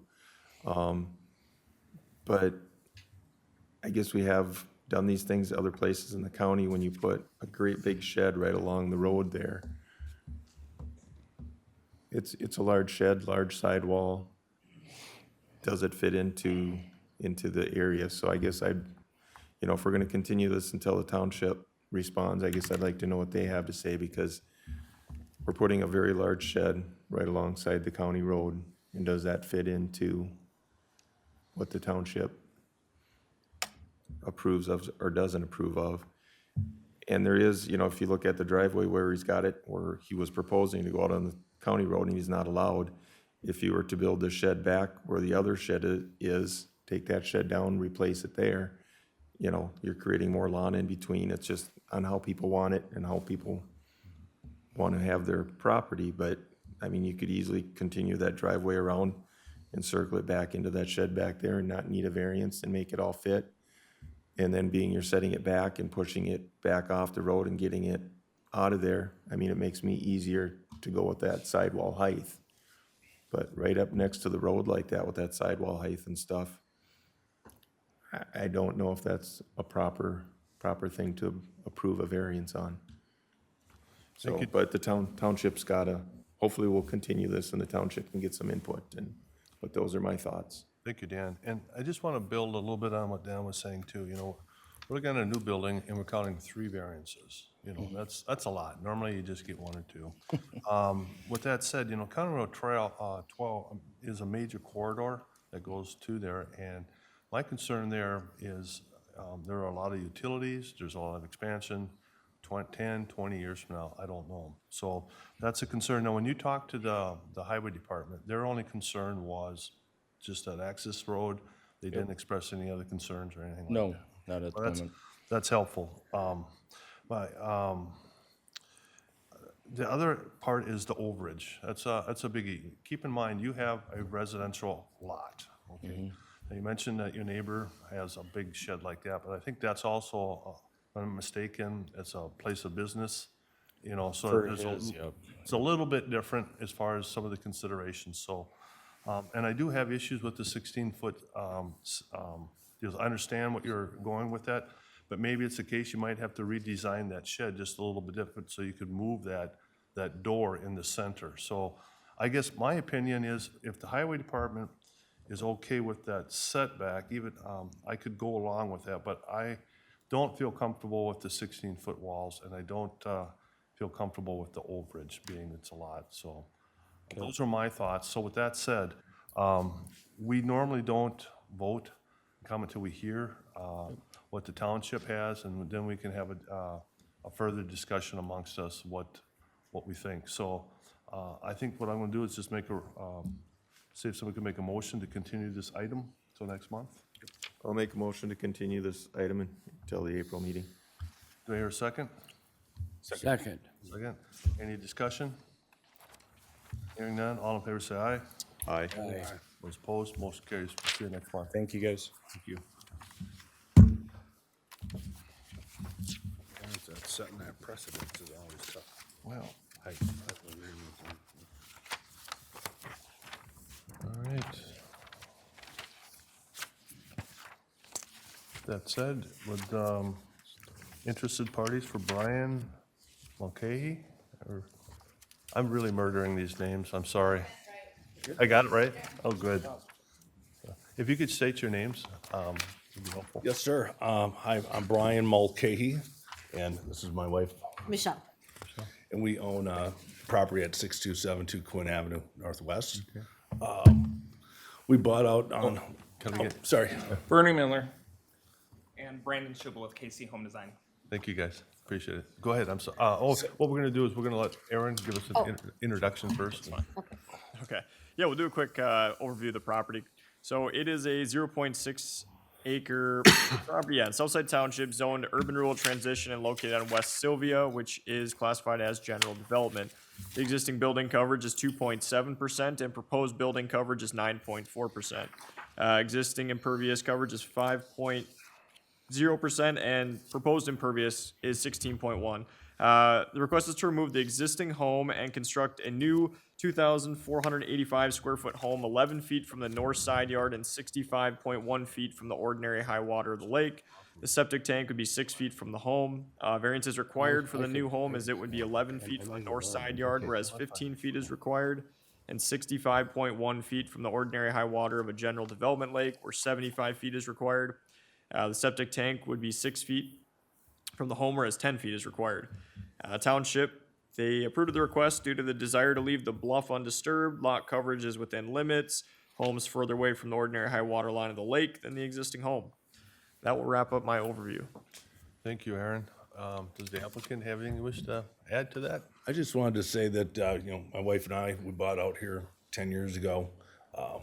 It was a tired cabin then. We knew that one day we would, come here and plead our case, and today's it. But, we love the lake, and we like our neighborhood, and we would like to build a home and continue to live out here. So, thank you. Great, thank you. Yeah, I'll add a few things here. Little bit going on here. I mean, as you can see, the existing cabin is 37 feet, so it's really close to the lake. Different than most, but I see a trend changing. They would like to get back as far as they can. Okay, so their goal is to just get it back as far from the lake. So with that in mind, we start looking at how to develop and design a house, and this has been going on for about 9 months now, I think, with Brandon and them, multiple meetings trying to figure it out. They have, back, what was it, in 2000, when they first bought it in 2015, they did put in a new septic system, and that pumps up the top of the hill to the back. So they do have a system. That system was sized for a 3-bedroom, so the existing house is a 4-bedroom. So we have, it's very easy to accommodate just adding a little more drain field up there to make that work. One thing is where the existing tanks are is, there really wasn't for the existing house, and where we put them and they had to drill a new well at the time, they ended up putting the tanks in a spot where now we're probably gonna have to move them or put in new tanks, which is fine. So part of the thing with the design of the house we looked at, and this has a kind of a unique access. They do go all the way up to Quinn on the top of the hill. So the property goes all the way back up to Quinn, but they can't get down the hill. These properties don't get access. So the access comes through down below, and you can see that on the beacon there where it comes through. And it's pretty common, most of these places down there, except for the cabin to the north, that does have a place that they can come down their driveway there. So this access, there's an easement to come into this property, and that's a lot what drives our design of this house is where that, because we really don't have room to change how we get into this unless we come down this hill and get into it. So that was part of the design. We also looked at how we could, be able to get in and park, and have a garage, get in and park on this property without parking on the neighbors. I mean, at the end of this road, there has to be a place to park. I mean, they have to be able to get in if someone comes, they need to be able to park in the driveway. So we looked at that. We considered drainage, and, we pushed the house back as far as practical. The north side, we start looking at things like other things that would drive the design. We looked at drainage, and drainage is, we have a considerable hill behind there. Actually, it's a bluff coming down, and this water, this has always been the situation down here. This isn't new. There's always, the water coming off the hill has always been there, and that water has been dealt with. There's multiple things that, I know I was involved with the house for Keith Kahn that was to the south. His, he built back in, I'd say that must have been 2005 or something like that, was in for variances. And so they have a system now that they've developed for stormwater. And part of our plan is to develop and manage the stormwater so it doesn't affect the neighbors on either side. It has a tendency on the north side to already take care of itself. So that's why we were able to push, we wanted to push a little bit closer to that line to be able to get this, because it is only a 60-foot wide lot. So it becomes hard to be able to manage the water setbacks, get a house in here, and so we have drainage. We've figured out and designed around the drainage, and I think we have that pretty well dialed in. Again, our building coverage is 9.4%, so we're well under the 15. Total impervious 16.1, and one thing I didn't talk about yet is where the toe of the bluff is. So the bluff starts at basically the back of the hill. And that's another consideration when we were designing it, is just to stay out of the bluff, okay? So this does stay out of the bluff. The septic tanks, the reason for the variance for the septic tanks is it's not a great idea to have the tanks be super deep. They have actually a registered bury depth that they can have. And then there's kind of a depth that's where it's manageable to still service and pump. And so, I mean, we could push them tanks back further up into the hill, but that hill's going up. And the tanks are getting further into the ground because it has to come out the basement, or I mean, the lower level. It doesn't have a basement, sorry. So that's the reason for that variance. I think, and I think that Scott or Troy, you had ran that by Scott or Troy, and they were okay with that. That's the side of the garage. This place doesn't have a basement. It was Scott, and Yeah. he didn't have a problem with it. Yeah, and so from an environmental service side of things, they're not concerned with it. Now, if there was a house in a basement right there, where if it leaked through or got gas or anything could come into the house, this is on a side that's just a garage. There was one note, though, that Scott did make regarding the drain field portion. I know, let's see if we move up this way. The proposed drain field of 96 square feet, he did say that the additional 100 square feet of drain field as proposed should be required or installed as part of the project. I think it has something to do with maybe state and county sizing requirements or something along those lines, but. Yeah, and we can talk about that just because it's something to talk about. This is, so the state has their size and the county has a more restrictive size that makes it bigger, okay? So this would meet the state size for almost a 5-bedroom house, okay? But for the county, it doesn't meet the minimum size. So we can add 100 square feet, or 96 technically. He was hoping to not, because every time he putting in the drain field killed all his oak trees up there, so he was kind of hoping to not kill any more oak trees. It's not the use of what's gonna happen in the house for this house and how they've been using it doesn't change, and the drain field doesn't know how many bedrooms the house has. It doesn't care. So it's kind of a interesting thing where he would I would rather not kill any more oak trees up there and leave them, but if we have to, we have to. So that was something that was brought up in part of the discussion. But I'll answer questions, I guess, after this, because I'm sure there's a few. All right, thank you, Bernie.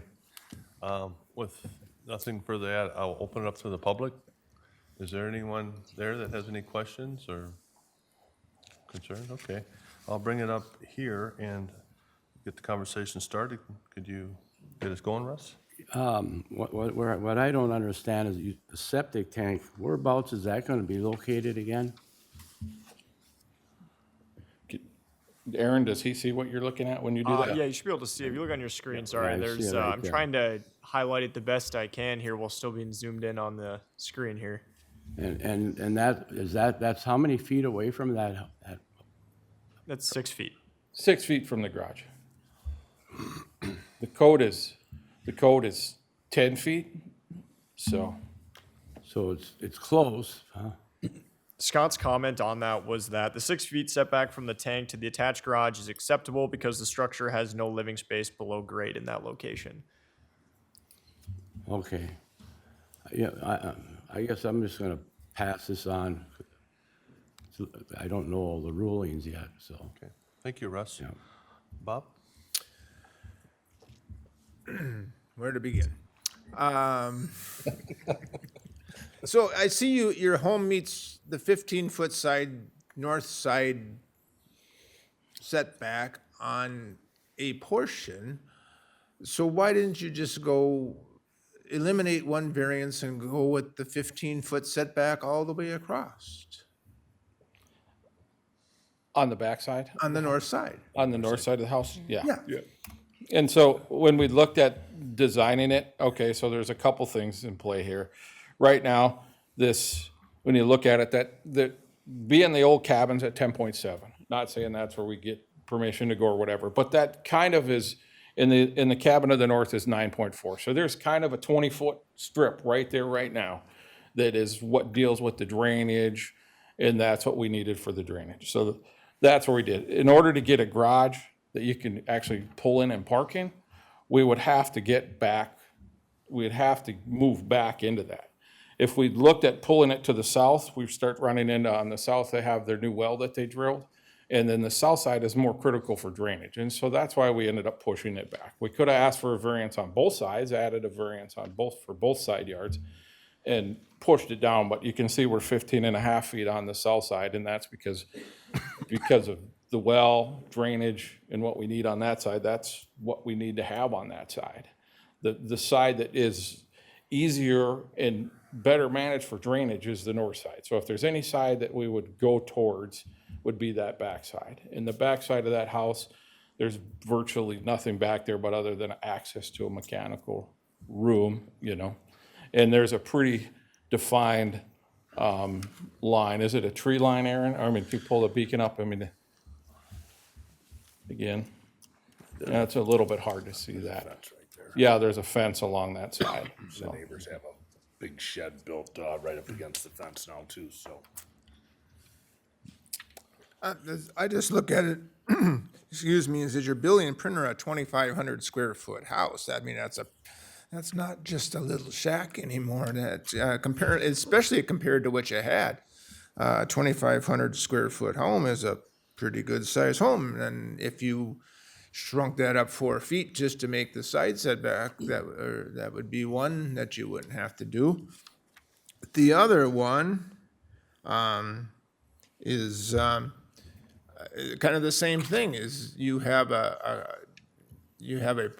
patio there that, and then you have this extra piece of house that extends toward the lake. And I guess I can't figure how big that corner is, but there again, you know, there would be a chance for you to meet another setback without having a variance. This is brand new construction. You're not just replacing what you had. This is new, and it's very much larger. At least I kind of have concerns that you're needing all these variances on brand new construction that may not need be. Can I clarify something, Mr. Chair? Sure. One thing. So just Brandon pointed out that the main house itself is a 1,500 square foot. So the house itself is 1,500 square foot house. On the main level. So, Well, that's, yeah, modest, but that's not what my papers tell me, is that it's, so they must have a huge garage then, 1,000-foot garage. So the garage is 652 square feet. So the main level square footage of the house. Yeah, sorry. get out of your way. Yeah. And Aaron, do you have my plans at all or not? Yeah, and so what's included too, like covered patios, if it's got a roof over it, counting. If it's a porch and it's held up by some sort of post columns or the overhangs over 4 feet, it's counted. Garage, it's counted out. So that's just the footprint, I believe, is a total of 2,485. And those were the numbers taken off of Bernie's plan here, which would be the house, proposed house at 2,279, which I'm guessing is including the garage, the porch, the covered patio, 2,485. So that's the proposed building area there. That's where those numbers are coming from. Correct. That's not necessarily speaking for how much additional living space would be on the upper level. Sure, okay. So those are my concerns. I appreciate that you're staying out of the bluff. I just, maybe that's one of the areas I was thinking that you know, if you were going to cheat, maybe you would cheat that way to meet some of these other setbacks. But now that Mr. Miller has explained about the septic tanks, now that makes sense why you didn't move back any further than you did. But I still have these concerns on brand new construction that we're needing all these, that we need One, two, three variances. Thank you, Bob. Appreciate that. Dan? Yeah, I don't design homes, but like Bob says, we are in new construction. And I get what you did in the front at the 15 because I was adding some of that up and turn around into the garages and that kind of stuff. And we've gone with 11 feet in the back. I mean, I struggle with it because it's new construction, just like Bob is talking, but we also don't have a lot of room here. I mean, we're backing up. They hit the number of 65 and a half feet. Side yard setback, the other cabin is at 10, we're at 11. So we're fair there. We're actually 3 inches less than the existing cabin. I would say the designer of this has been here before and kind of knows where we're coming from.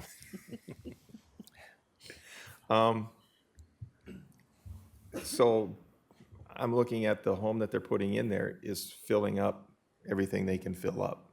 I mean, they really are. But the lot is of such that coverage is still within where we need to be. With the septic tanks being placed where they are, I can understand that.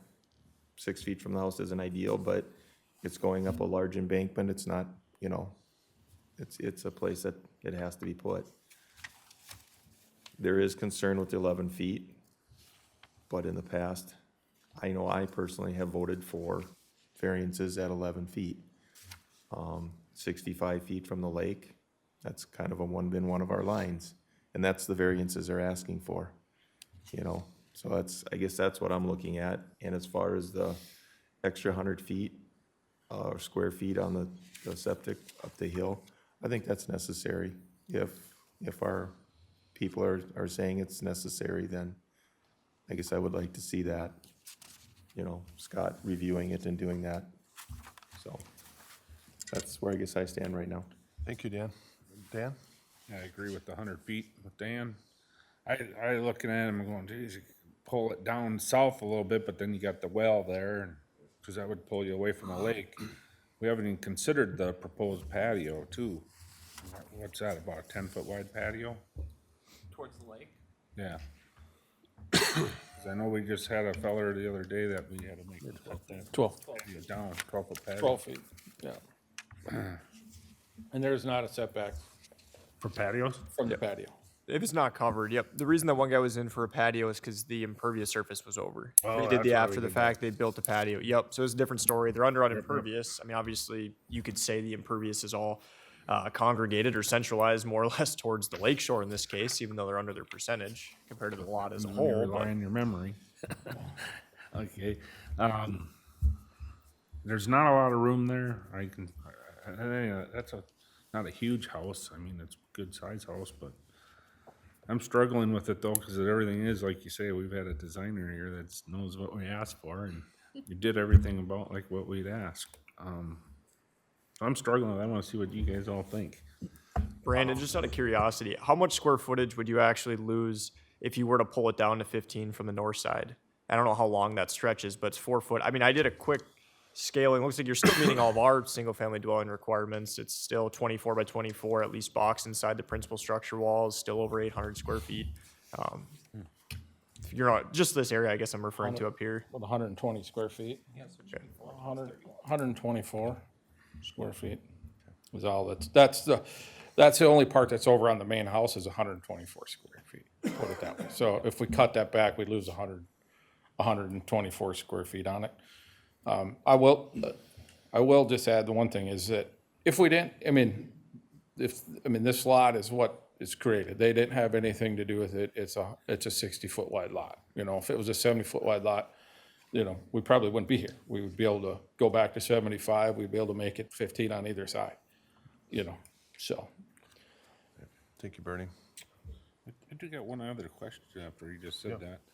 Are we 50 feet away from the corner of the garage from the well? Is that the setback there? You're showing from the neighbor's well? So you can't come to the south at all? Because I'd rather have the variance on the south side and leave the north, because when you look at that over picture, it's more crowded up there on the north side. Bernie And could it would touch push on us that. away from the lake as much as possible. Huh? Oh, sorry. I think Bernie could touch on that, but I think that setback from the well is referring to the septic, not Yeah. necessarily the building. The building, I believe, don't quote me, I think code is 3 feet well to a building, so. Yeah, and outside the eaves or whatever, I think is what it says. So, I mean, there's maybe a person could maybe bring it south a few, I mean, the well, I think, is really close to 4 feet right now. If I remember right, yeah, if I remember right, it was 3.5 or 4 feet. And so, and when we surveyed it, it's to the center of it, which a wellhead is, either 4 or 6 inches. So I mean, we're like right there to the point where it's like, really can't get any further down.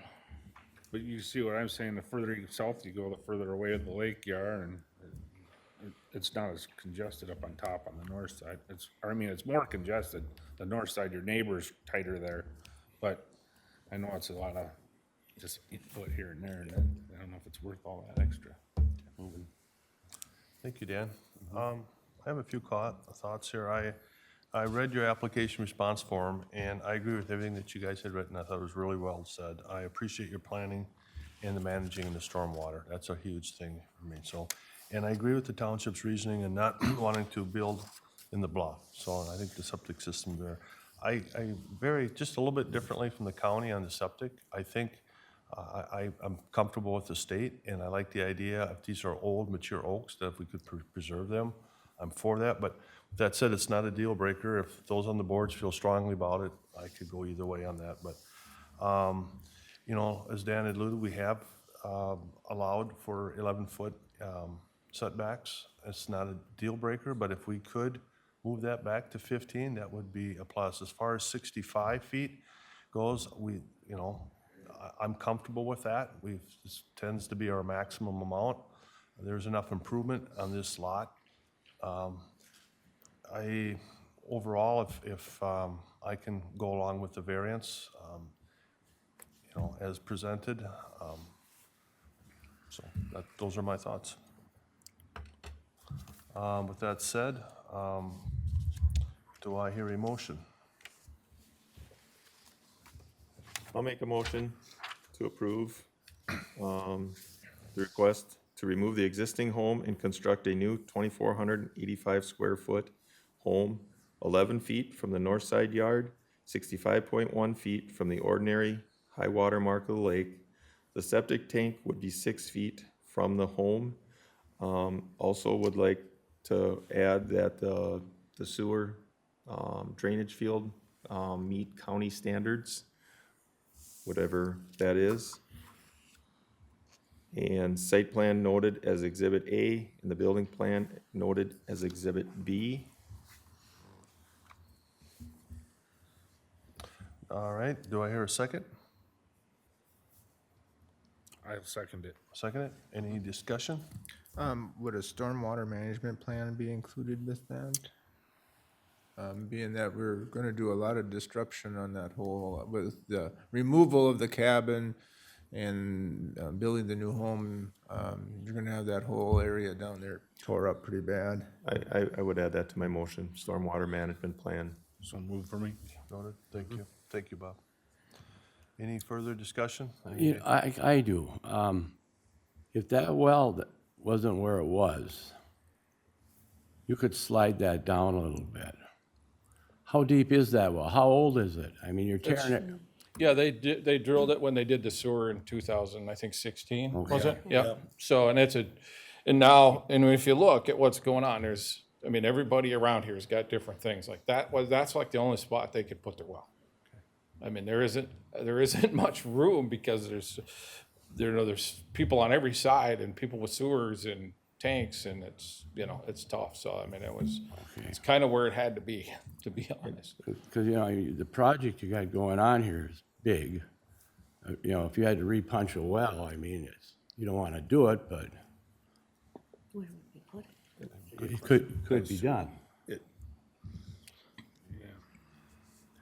But the thing is, I guess I looked at that also, but then it gets right back to the discussion we had earlier about vehicles getting in and out of garages and parking on property. you move that 4 or 5 feet, now all of a sudden your proposed driveway that is ample for pulling into and backing out onto and parking gets pushed right up against the other property line. And you tend to drive on other people's property or whatever, where now, if you drive off the concrete, you're driving on your own property. I mean, the way it's set in there, it's taking every foot that is available. But again, for me, looking at it, they pretty much have hit all the high spots that I have always asked for or considered for side yard setbacks from the lake. The sewer tanks, I mean, that's just in a position that's in a good spot. I guess that's where I'm coming from. Otherwise, yeah, I'd have a lot of problems with it, but the side yards at 11 feet, we can get lawnmowers in between there. We can technically get a vehicle in between there if we needed to. Do maintenance if Yeah, we can do maintenance back there if we have to. I mean, we can put scaffolding up to do whatever we need to do. We're not on the neighbors. And that's, for me, that's important. I agree with Dan, but I think that what your point is, I was thinking the same way. Move it down there, but you don't gain anything. You lose some other things by doing it, so. Like you say about the driveway, so. Okay. We have a motion on, we have a second. Any further discussion? Hearing no discussion, all in favor say aye. Aye. Aye. Those opposed? Aye. So noted, thank you. Motion carries. Thank you.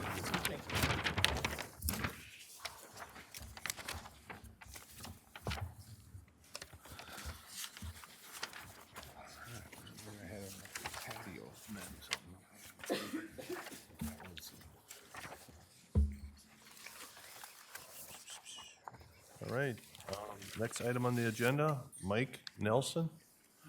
All parties, please come forward. Could you state your name, please? Mike Nelson. Thank you. Aaron? All right, so let's get this pulled up here.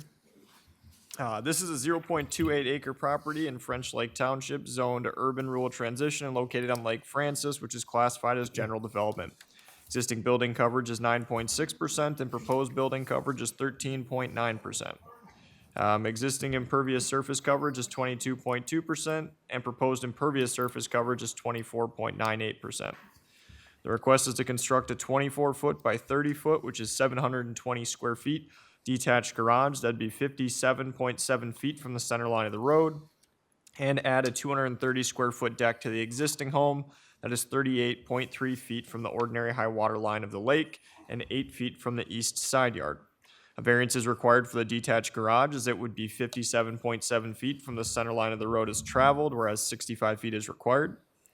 Variance is also required for the deck addition, as it would be 38.3 feet from the ordinary high water of a general development lake, whereas 75 feet is required, and 8 feet from the east side yard, whereas 15 feet is required.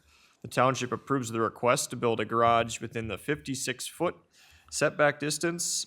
They call it road easement, but I'm assuming that's what they're referring to is the center line of the road, and to approve a 4-foot deck expansion on the lakeside. That will wrap up my overview. Thank you, Aaron. Does the applicant have anything you wish to add or comment on?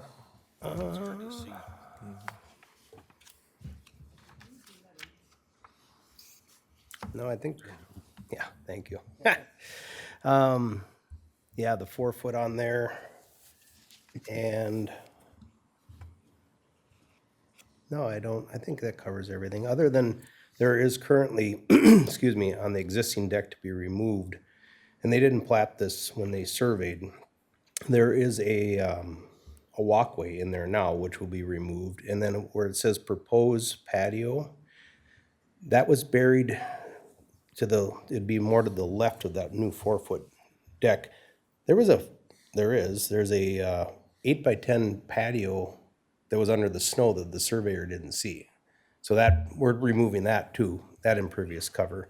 And then there's a fire pit out by the lake, that was probably 4 foot too, that he had missed, that was buried in the snow. Other than that, that looks to be pretty much what we're looking for. Okay. Thank you. I'll open it up to the public. Is there anyone in the public that has any comments or questions? Okay. Doesn't look like there is. We'll take the conversation up here. And Bob, could you get us started? Okay, let's start with the proposed deck. Okay. So why are you removing the deck that you got? It's a green treated, 30 years old, rotten. And if you look at where this is facing north, that right corner, that deck is there now. And yep, that one will be gone.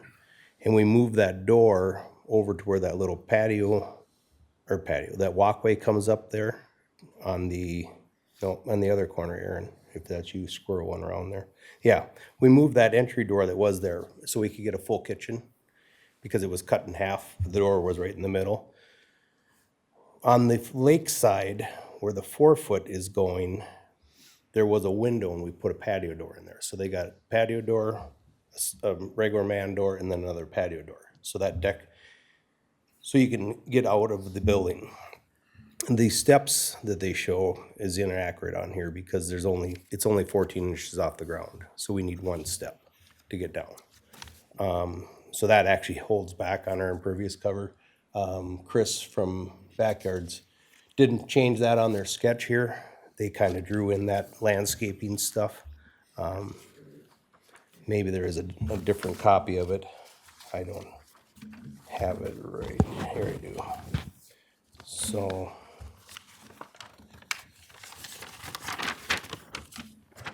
I think this is the same exact one that you have there. Yep, it is. So, and that deck is not going to be that big in the larger portion. It's only going to be 10 by 9. Where this shows that that's 32 feet and that shows it's 16 feet long. That is not correct. So I will be cutting that. That is what, well, if you look in there, you can see it. It's pretty faint. I don't know if you can see where I'm talking about. Would it be easier to show the other plan that you had?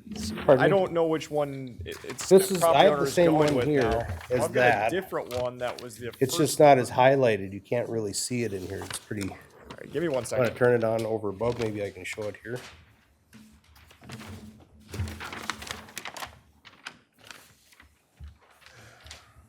Before they change is this what you're talking? Is that what the new one's going to be, or is it going to be this? It's going to be this. I think that's removing. 4-foot cross. Yeah, arrow to both. You're losing this square footage here too.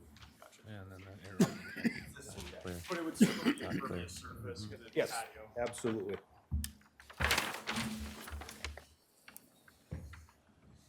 So, yeah, so the reason for the 4-foot is for the patio door, so you have access out of the cabin at that spot. Okay.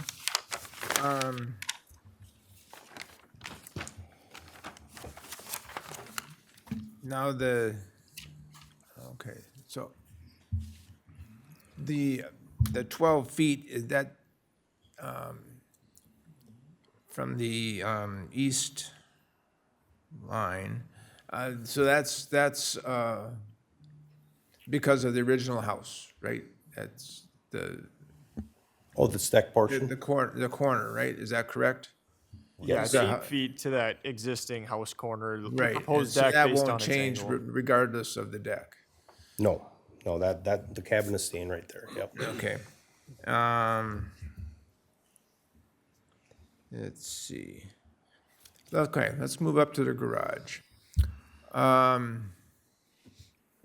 What prevents you from being, let's see what we got. What prevents you from being another 10 feet away from the road? The septic tank.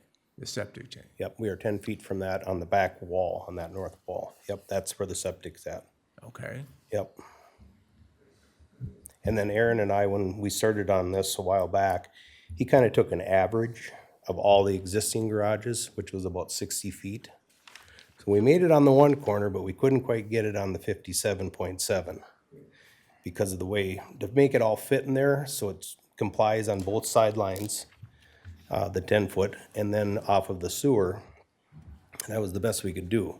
So, I said, well, if we go smaller on the garage, you can't get a crew cab pickup with a 6.5 foot box in there. You can, but it's tight, you know, so, and it doesn't pay to shrink down the 30, because that isn't really the problem. It's more the 24. And even giving up 2 feet, I'd still be at 59. So at that point, it was like, well, might as well just go for the variance to get the 57 that we need. So, and the township said, yep, that sounds, they were all right with it, so. Okay.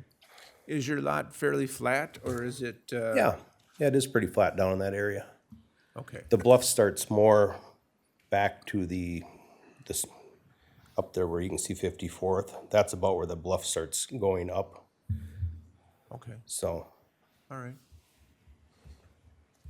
All right, and your driveway is going to, your new proposed driveway, is that just going to be gravel? Just gravel coming off, yep, with about 33 feet to the road, All right, edge of the road, give or take. okay. Thank you, Bob. Dan? Okay. Can we go back to the map or the drawing with I'm confused on the deck area. So the red there on the very far right is getting completely removed and will not be replaced. Correct. So that's gone. That is gone. Okay, so then the deck to the left, the right there in the middle, that is what you're proposing on building? Yes. Well, that is With the dotted is the existing. Okay. But very faint underneath there, you can see there is the new 9 by 10, and then it's just 4-foot strip along the front of the cabin. Okay. Okay, so then, and then there's just one step going Yep. down off of that deck. Yeah, it's 14 inches off the ground. And that portion is the new portion that is proposed? Basically from the dotted line to the left, yep. To the left. Yeah, Okay. which is about 12 by 4, I think, is pretty close.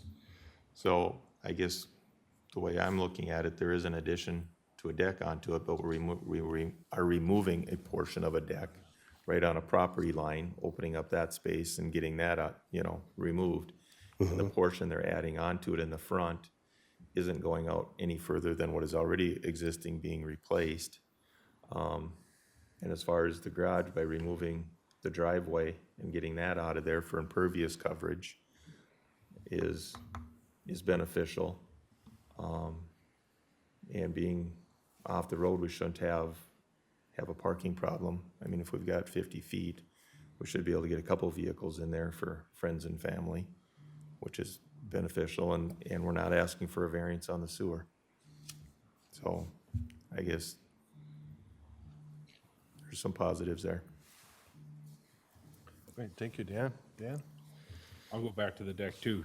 So that dotted line in the middle deck, that's actually got an L in it. If you look at the faint one back there. Yep, the faint one, so yep. It's not that whole area is gonna be deck no more, it's gonna be cut. Just that little L. Okay, is the patio then, proposed patio, all that's still there, right? No, that is not there. That It's is gonna be proposed. gone too. Nope, Backyard Reflections is doing that. Okay. Yep, Cause we're getting on impervious, we're still under it, but barely. not a whole lot, right? 23.3. Yeah, we're close. Okay, and that's counting in with the sidewalk and everything, the 23.3, everything that's there. I will would be- say it's right at about 25%, right? 24.98, Really? Yep. as close as you could get. Maybe, I mean, if things were slightly different, like you're saying, that Yeah, maybe they and made like a I said, mistake on this plan, it could be a little bit less, but I'm gonna go off of obviously what surveyors So if and the steps are, landscapers went off of.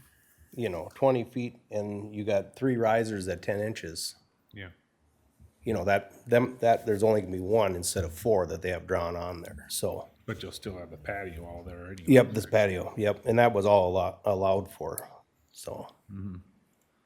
Well, I guess everybody else asked some really good questions, so I have not a lot more to add. I'd like to be a little more of a buffer there, like 24 or something, With a 20. And like I said, how it was calculated is off of these extra risers on there, which isn't much, but Yeah, but the 3 by 20 is still 60 feet. And the patio Square actually feet. takes it all back up anyway, so it wouldn't matter to. Yep. I would like you just to minus that patio a little bit so that you're at 24. Pull back a little bit? Yeah, then that's my opinion though. Maybe you guys feel different. Thank you, Dan. Russ, any comments? No, I have no comments. No, All right. pretty well covered it. Thank you. I thought Dan did a great job of really kind of hitting on some of the things that I like. You know, normally when we're 30-some feet, you know, like we said earlier, that's really gets our attention and we really. Oh, absolutely. And, you know, in a lot of cases, I don't think we'd even consider encroaching on the lake with a porch. But, you know, your case is really unique. This side, eliminating that side porch is, I think, a huge improvement for safety, access. I think it'll improve your neighbor's quality of life. You know, you're not sitting right next to them. Yeah. And the fact that it's not going any further than the old deck, you know, I would make an exception to putting that deck up. So as far as the garage goes, it seems perfectly reasonable, and I have no issues with that. So those are my thoughts. With that said, do I get a motion? I'll make the motion to construct a 24 by 30, 720 square foot detached garage, 57.7 feet from the center line of the road, and add a 230 square foot deck to the existing home that is 38.3 feet from the ordinary high water mark of the lake and 8 feet from the east side yard. With the so that'd be site plan noted as Exhibit A, and building plans noted as Exhibit B. Do I hear a second? I'll second it. Second it. Any discussion? Hearing no discussion, I guess the only discussion is that we make sure that we stay below the 25% impervious, you know, just so that's noted. And that's county standards, but just make a note of that. do we want to make Dan's suggestion of just requesting 24%? I don't feel comfortable doing that, being we have county standards. Okay. I mean, that's why I guess I just want it on the record that we're really tight here, we're really close, and we've got to be under the 25 county standards. Are you guys looking for an as-built survey after the project's done for verification? That's up to you guys. With It's Bob's motion, I'm only a second. Yeah. I think that's not necessary. Okay, all right. So, all right, changes noted. Any further discussion? All in favor say aye. Aye. Those opposed, motion carries. Thank you. All right, great, thanks.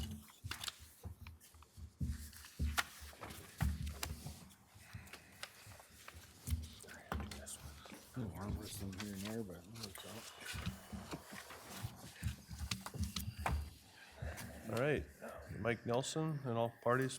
Oh, we just did that one. Oh, I'm sorry. Next Sorry. one. It's getting long. Change page here. Hard to do all the paperwork. I know. All right, could you each state your name? Daryl Kiefer. Darlene Kiefer. Bernie Miller. Okay, thank you. Aaron, get us started here in a second. Aaron, get us. All right, so we'll give a brief overview of the property here. It's 0.52 acres in Victor Township, zoned urban rural transition, and located on Lake Mary, which is classified as recreational development. The existing building coverage is 8.7%, and proposed building coverage is 12.5%. The existing impervious coverage is 17.0%, and proposed impervious is 23.3%. In 1981, a variance was granted for a 14-foot by 24-foot porch with basement lakeside of existing dwelling, condition that the boathouse be removed from the property. This request is to remove the existing home and construct a new 2,848 square foot home that is 54.1 feet from the ordinary high water of the lake. Variance is required for the new home as it would be 54.1 feet from the ordinary high water of a recreational development lake, whereas 100 feet is required. Township approves the request as it would be further from the lake and the property line than the existing house. That'll wrap up my overview. Thank you. The applicant have anything you wish to add to that? Yeah, so we live close to this lot now. on Lake Mary. And we've been enjoying the lake since we've lived there for the last 15 years. We have friends and family who live on the lake as well. We have 4 children and 4 grandchildren, and expected that to get larger as we go, right? We bought this property with the intent that this is going to be our retirement home at some point in time. We plan to live there full-time, probably within the next 10 years is our goal.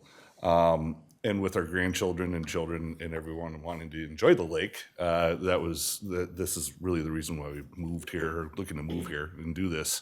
We want, Mary's an amazing lake. It really is. It's a super clean lake. We love that part of it. We want to make sure that we maintain that part of the lake, and also with the house.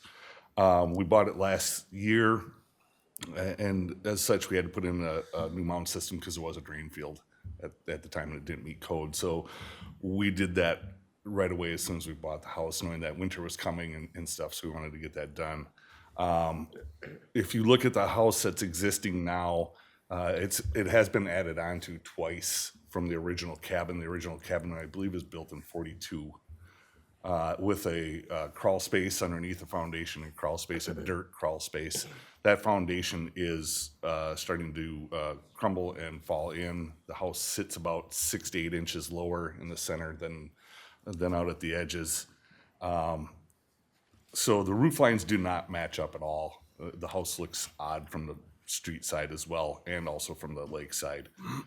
The deck, if you look at the plan as well, you can see it's a one stall attached garage. That garage butts up it's about 3 feet off the property line currently.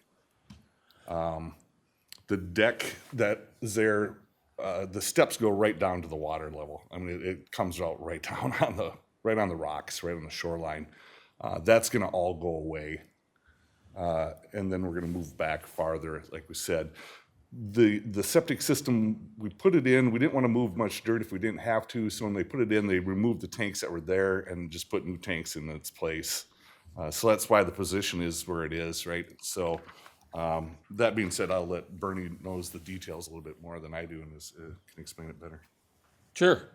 So the mound was put in, it was a 4-bedroom mound, and, I don't know that there was a whole lot of foresight as far as what you can and can't do. I think originally, when we started looking at this, the original plan was to, if I remember right, was to build right, they were hoping to build right back at the line where the existing place was. And I said, no, we're gonna have to move back as far as we can to, get back as far as we possibly can from the lake and make it possible. So the portion of this porch right here that sticks out that they got the variance for in 91, and I think part of this design, I think it's important to point out, is that the lower level of this house, basically, that if you look at the house plans there, and maybe you can show the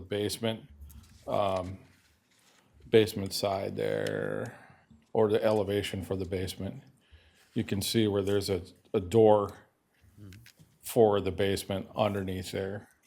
Okay, and that's already, when you tear this down, that's already there. Okay, we don't have to dig that part out. That's already dug out there.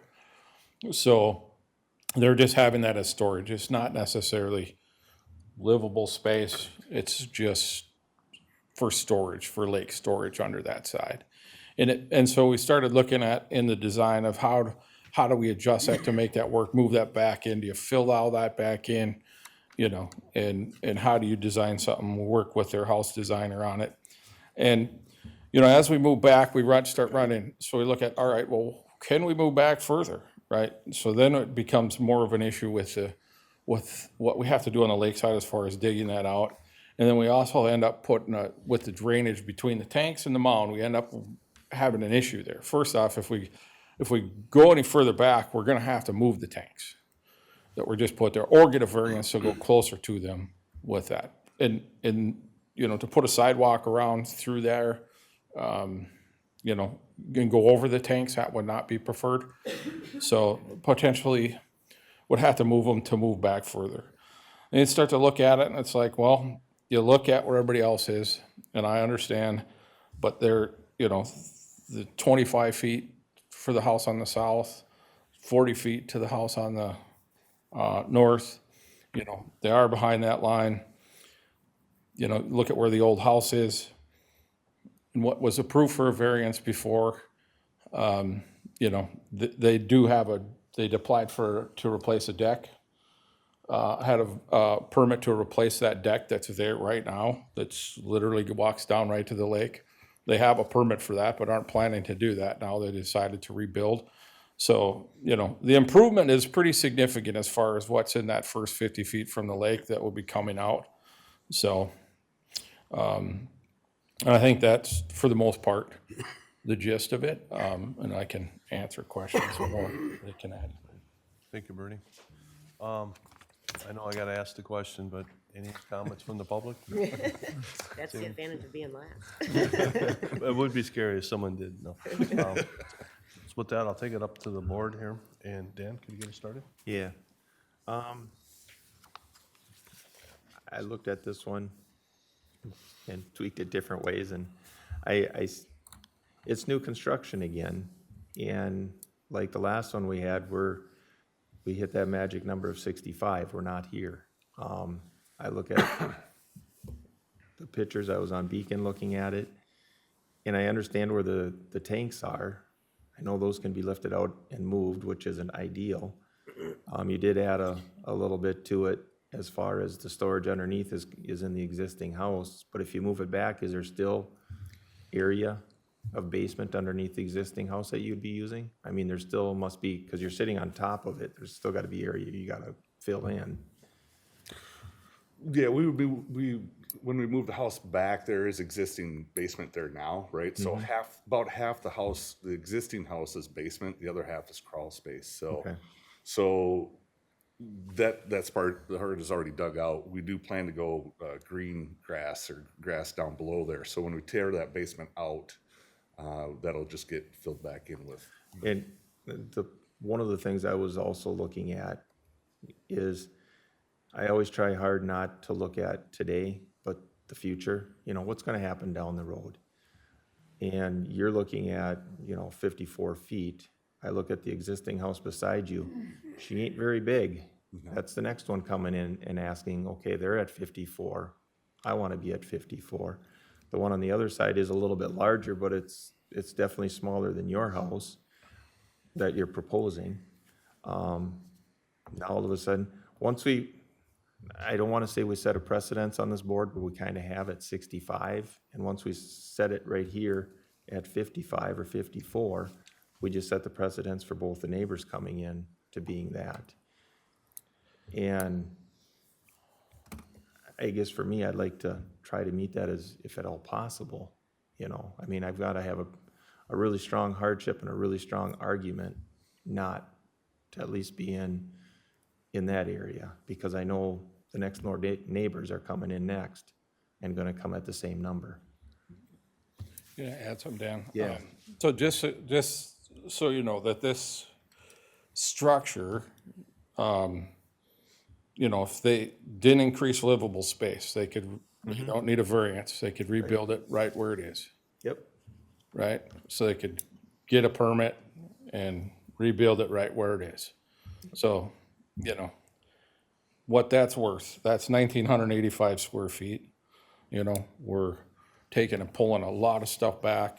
Yep. And that's, I know they don't do any hornswoggling or trading or any of that, but it's like, so all we can do is ask and see. And I don't know what, I don't know for sure what all the answers are for what there is to do. This makes sense.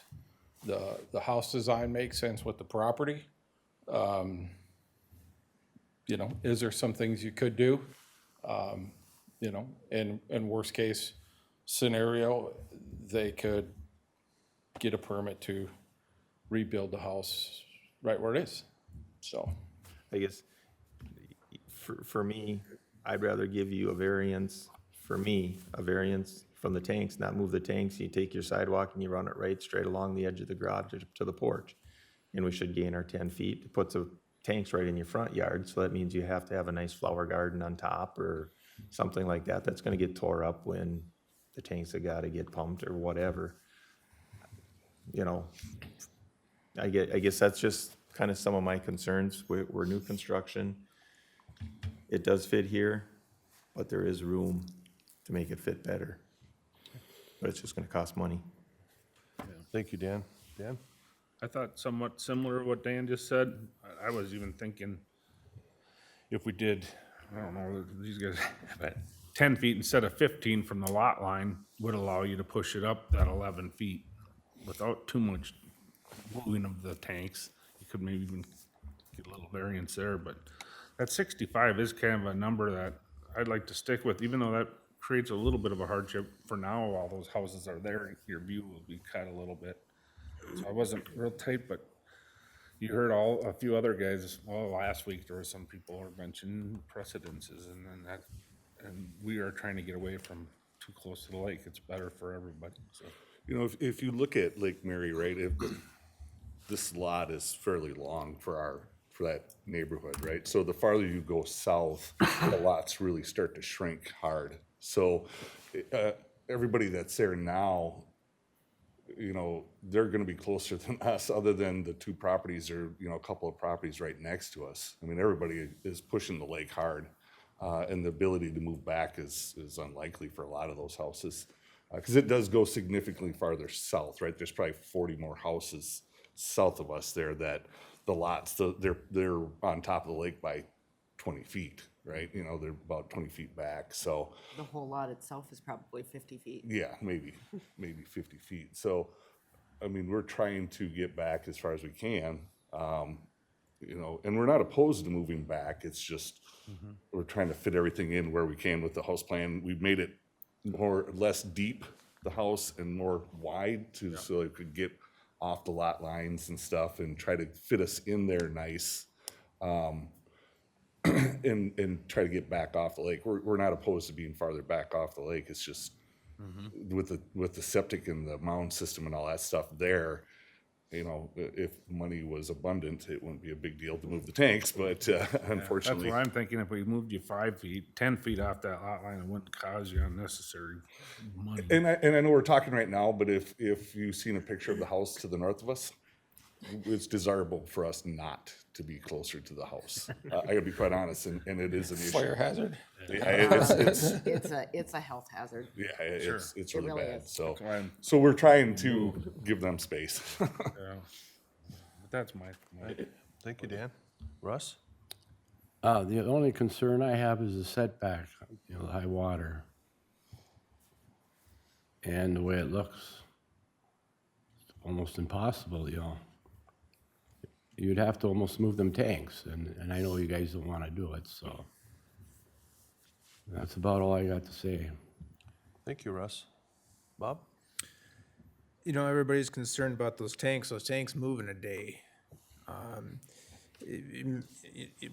When you said you just owned this property for a short time ago that you purchased it, did you have the forethought that you were going to rebuild?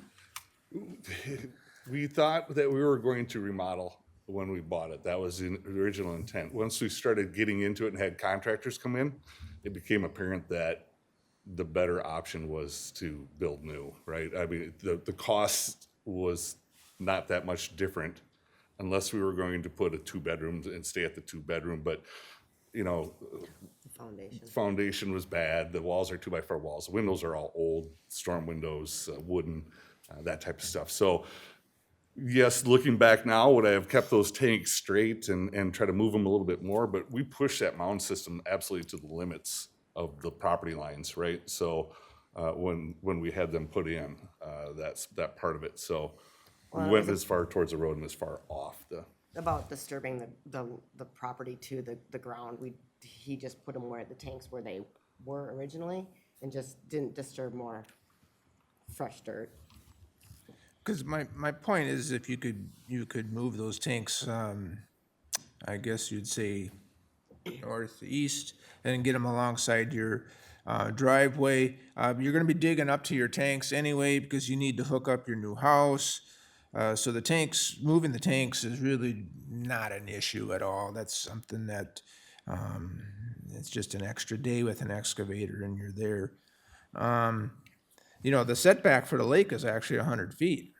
And so, Board Member Mall's compromise at 65 would be a significant compromise. And I think that is the least that you could do. A lot of the other lakes have that 75-foot setback, and we've been allowing 65. So I think his compromise at 65 would be very reasonable, if not generous. And as far as filling in, you know, where your existing home is, this board is probably tired of hearing me saying I'd rather play in my front yard than my backyard. So the more distance that I have between my house and the lake, the more I like it, because I like to do activities between my house and my lake, whether it's bean bags or campfires or picnics or whatever. We don't do any of that, Bernie. Those sort of activities I like to do between my house and my lake. And so, much like one that we had previous, you know, they chose to move back as far as they possibly could a couple of items ago. And I think that is just so wise on their part. And I think it'd be wise for you to back up, at least to the point that where Board Member Mall had suggested. And then you can landscape where your current home is however you want it. If you want to tier it so you have flat areas, it looks like it's fairly flat once you get up off the lake. So already, it just opens up a whole bunch of possibilities. You know, to move back, I think it just moves back a whole lot of possibilities. You know, I agree, you know, that we like the backyard more as well, right? One of the problems, the concern that we have is the existing house to the south is right on top of the lake, right? Their patio, they have a porch that sits out. So when you look out our house, if we get back too far, then I'm seeing their house all the time, right? You know, it's right there. That is one of the concerns for us moving farther back, is that all of a sudden our side views become much more encumbered with our neighbors. But like Mr. Mall said, unless they built back exactly what they had, which looks small, they're moving back too if they come before this board. I would assume the one to the south it's a fairly newer house, right? I mean, it's not new. It's probably built in the mid-'80s or something like that. But it's a nice property. They got a nice place there, and they got a garage there too. So, but the one to the north, yeah, we're hoping. Yeah. So, and that concludes my comments. Thank you, Bob. I think Bob said it really well as far as, you know, I think I'm even to take it a little step further, I would be willing to even compromise a little bit on that side line setback. But really, you know, Bob said that moving those tanks, you got excavators, big construction is not a big deal. With that said, I think what we're hearing with this board is that 65 feet needs to be met. So we have a kind of a crossroad here in how we want to proceed forward. So I'm not sure if we could simply make a motion that states 65 feet and then you guys make it, or if we need to have them come back with a rewritten plan. If we move the tanks to the south, would that be acceptable? And then move back the 10 extra feet? Yeah, so if you could move those tanks, swing them around a little bit. Just turn them, yeah, so we can get to that. Then you could just move that back. Go ahead, Bernie. We'll just add a couple options, okay? So right now, if you slid back, you could slide back to get that 11 more feet or whatever you need, okay? That would leave that tank to the house at 8 feet, okay? So if we didn't move the tank, we'd be put to 8 feet right there, okay? If we move the house if we went 13 feet from the side yard line, then that would meet that 10, okay? And so there's the three options: move the tanks, slide back to 65 and be 8 feet from the garage, or kick the house over so it's 13 feet from the north line and meet 10 from the, For me personally, I'm fine with either one, but I'm just trying to figure out how best to expedite this, so maybe we don't have to come back, you know? That would be great. So, In my mind, I'd rather see the tanks. I would like to see the property line stay at the 15. Okay. If they can make 8 feet to the garage, I'm good with the tanks.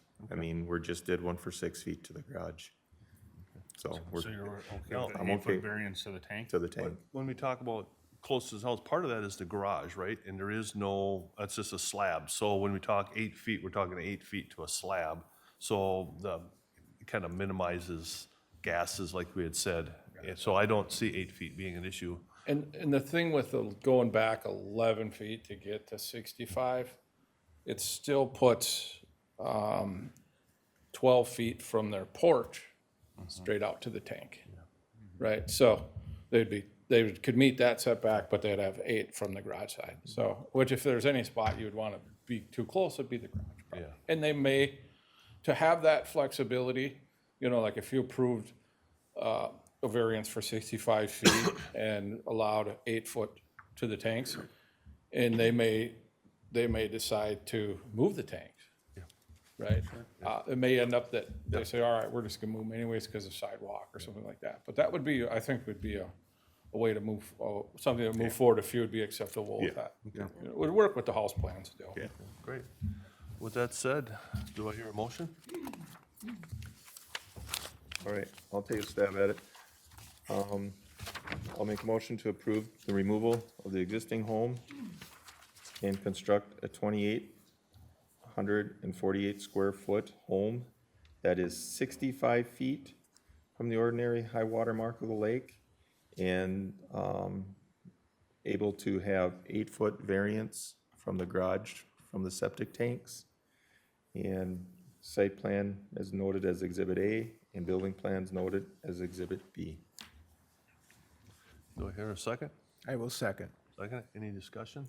I would like a little discussion. Do we want a stormwater management on that at all, or is the grade good on it? That was I think the grade is pretty flat in the pictures and looking at the topo here. I don't know if we need a storm. Unless for the destruction of the building. That's where I was gonna go, Mr. Chairman. Being that they're gonna be doing excavation real close to that steep grade to the lake, and they're gonna be doing some landscaping and some, for sure. I think a stormwater management plan should be included. I will add that on my motion. Should be. Okay, so noted, okay. Any further discussion? Hearing none? I All- do have a question. If we do decide to move the tanks, does that need to be noted as well, or just, is that acceptable if we just decide to move them away from the house? Just as long as they don't get any closer than 8 feet to the house. Yeah. All right, all in favor, say aye. Aye. Aye. Those opposed, motion carries. Thank you. Thank you. Say, Aaron, I have one quick question.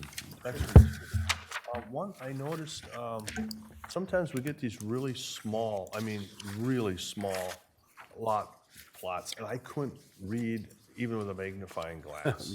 So could you help us out a little bit on that? And some of those, I can't print them much bigger than like 11 by 17 Okay. anyway. So I always put, at least in the emails. I mean, I know Yeah. Mr. Mole takes them via email. At least their PDF, you can zoom in. Keep zooming them in. I could, If you guys want, I mean, I think I asked at the start of the year too, and I think the rest of you guys were gonna maintain on just the mail copies.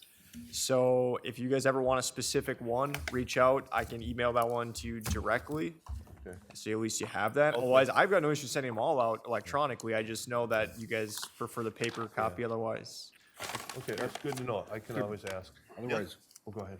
otherwise, could just the main portion be enlarged to the paper size? Because it's like this house, you see the setbacks and everything, you know, and for instance. Oh, like I on couldn't this? read that. I just The previous thought- one, yeah. Yeah, I couldn't even, I had to kind of, guess. Sure. Like on Names- some of those, Yeah, I mean, like it that. would be probably a waste of taxpayer money for me to crop every one of these images. I think it'd be better if you guys wanted a specific one, ask me, I'll send it to you. Otherwise, I've got no problem mailing them and electronically sending it. It's not gonna cost us anything to send it electronically. Already send it to the, county board, send it to Mr. Mole. So, Good it's to up know. to you guys, though. You guys gotta just let me know. And one other quick question is, I noticed we're not using photos anymore. Is there, I mean, I found the photos real helpful. On some of them, like the existing photos of the property. Yeah, when you give your presentation, you normally didn't have any photos, and I know sometimes we have a photo in our packet. Well, not so much in the packet. It was never in the But pack here- unless they submit one separately. Occasionally, if it's one where like they're gonna add on to an existing home, I'll, grab some photos. If it's one where they're replacing it or they're asking Wright to do a garage, it has nothing to do with really the home. Okay. I don't really know what you guys are looking for. If you guys want, I can still throw photos of everything on there. I don't It's just know, a but matter of. I always found the photos kind of helpful during the overview. Yep. And Sometimes- so a lot of times I'll have them too. It's just unless there's a reason to be directed to them. Okay. I don't generally bring them up. Same thing with like the elevations, the floor plans of the houses. Sometimes they never come up. They're there. But yeah, I can ask me anytime you guys want something up on the screen. I mean, even if I don't have it, I can go dig into a old file somewhere likely and pull it up for you guys. Just want to bring it up. With that Yeah. said, do we have a motion to adjourn? So moved. So I will moved. move to adjourn. All right.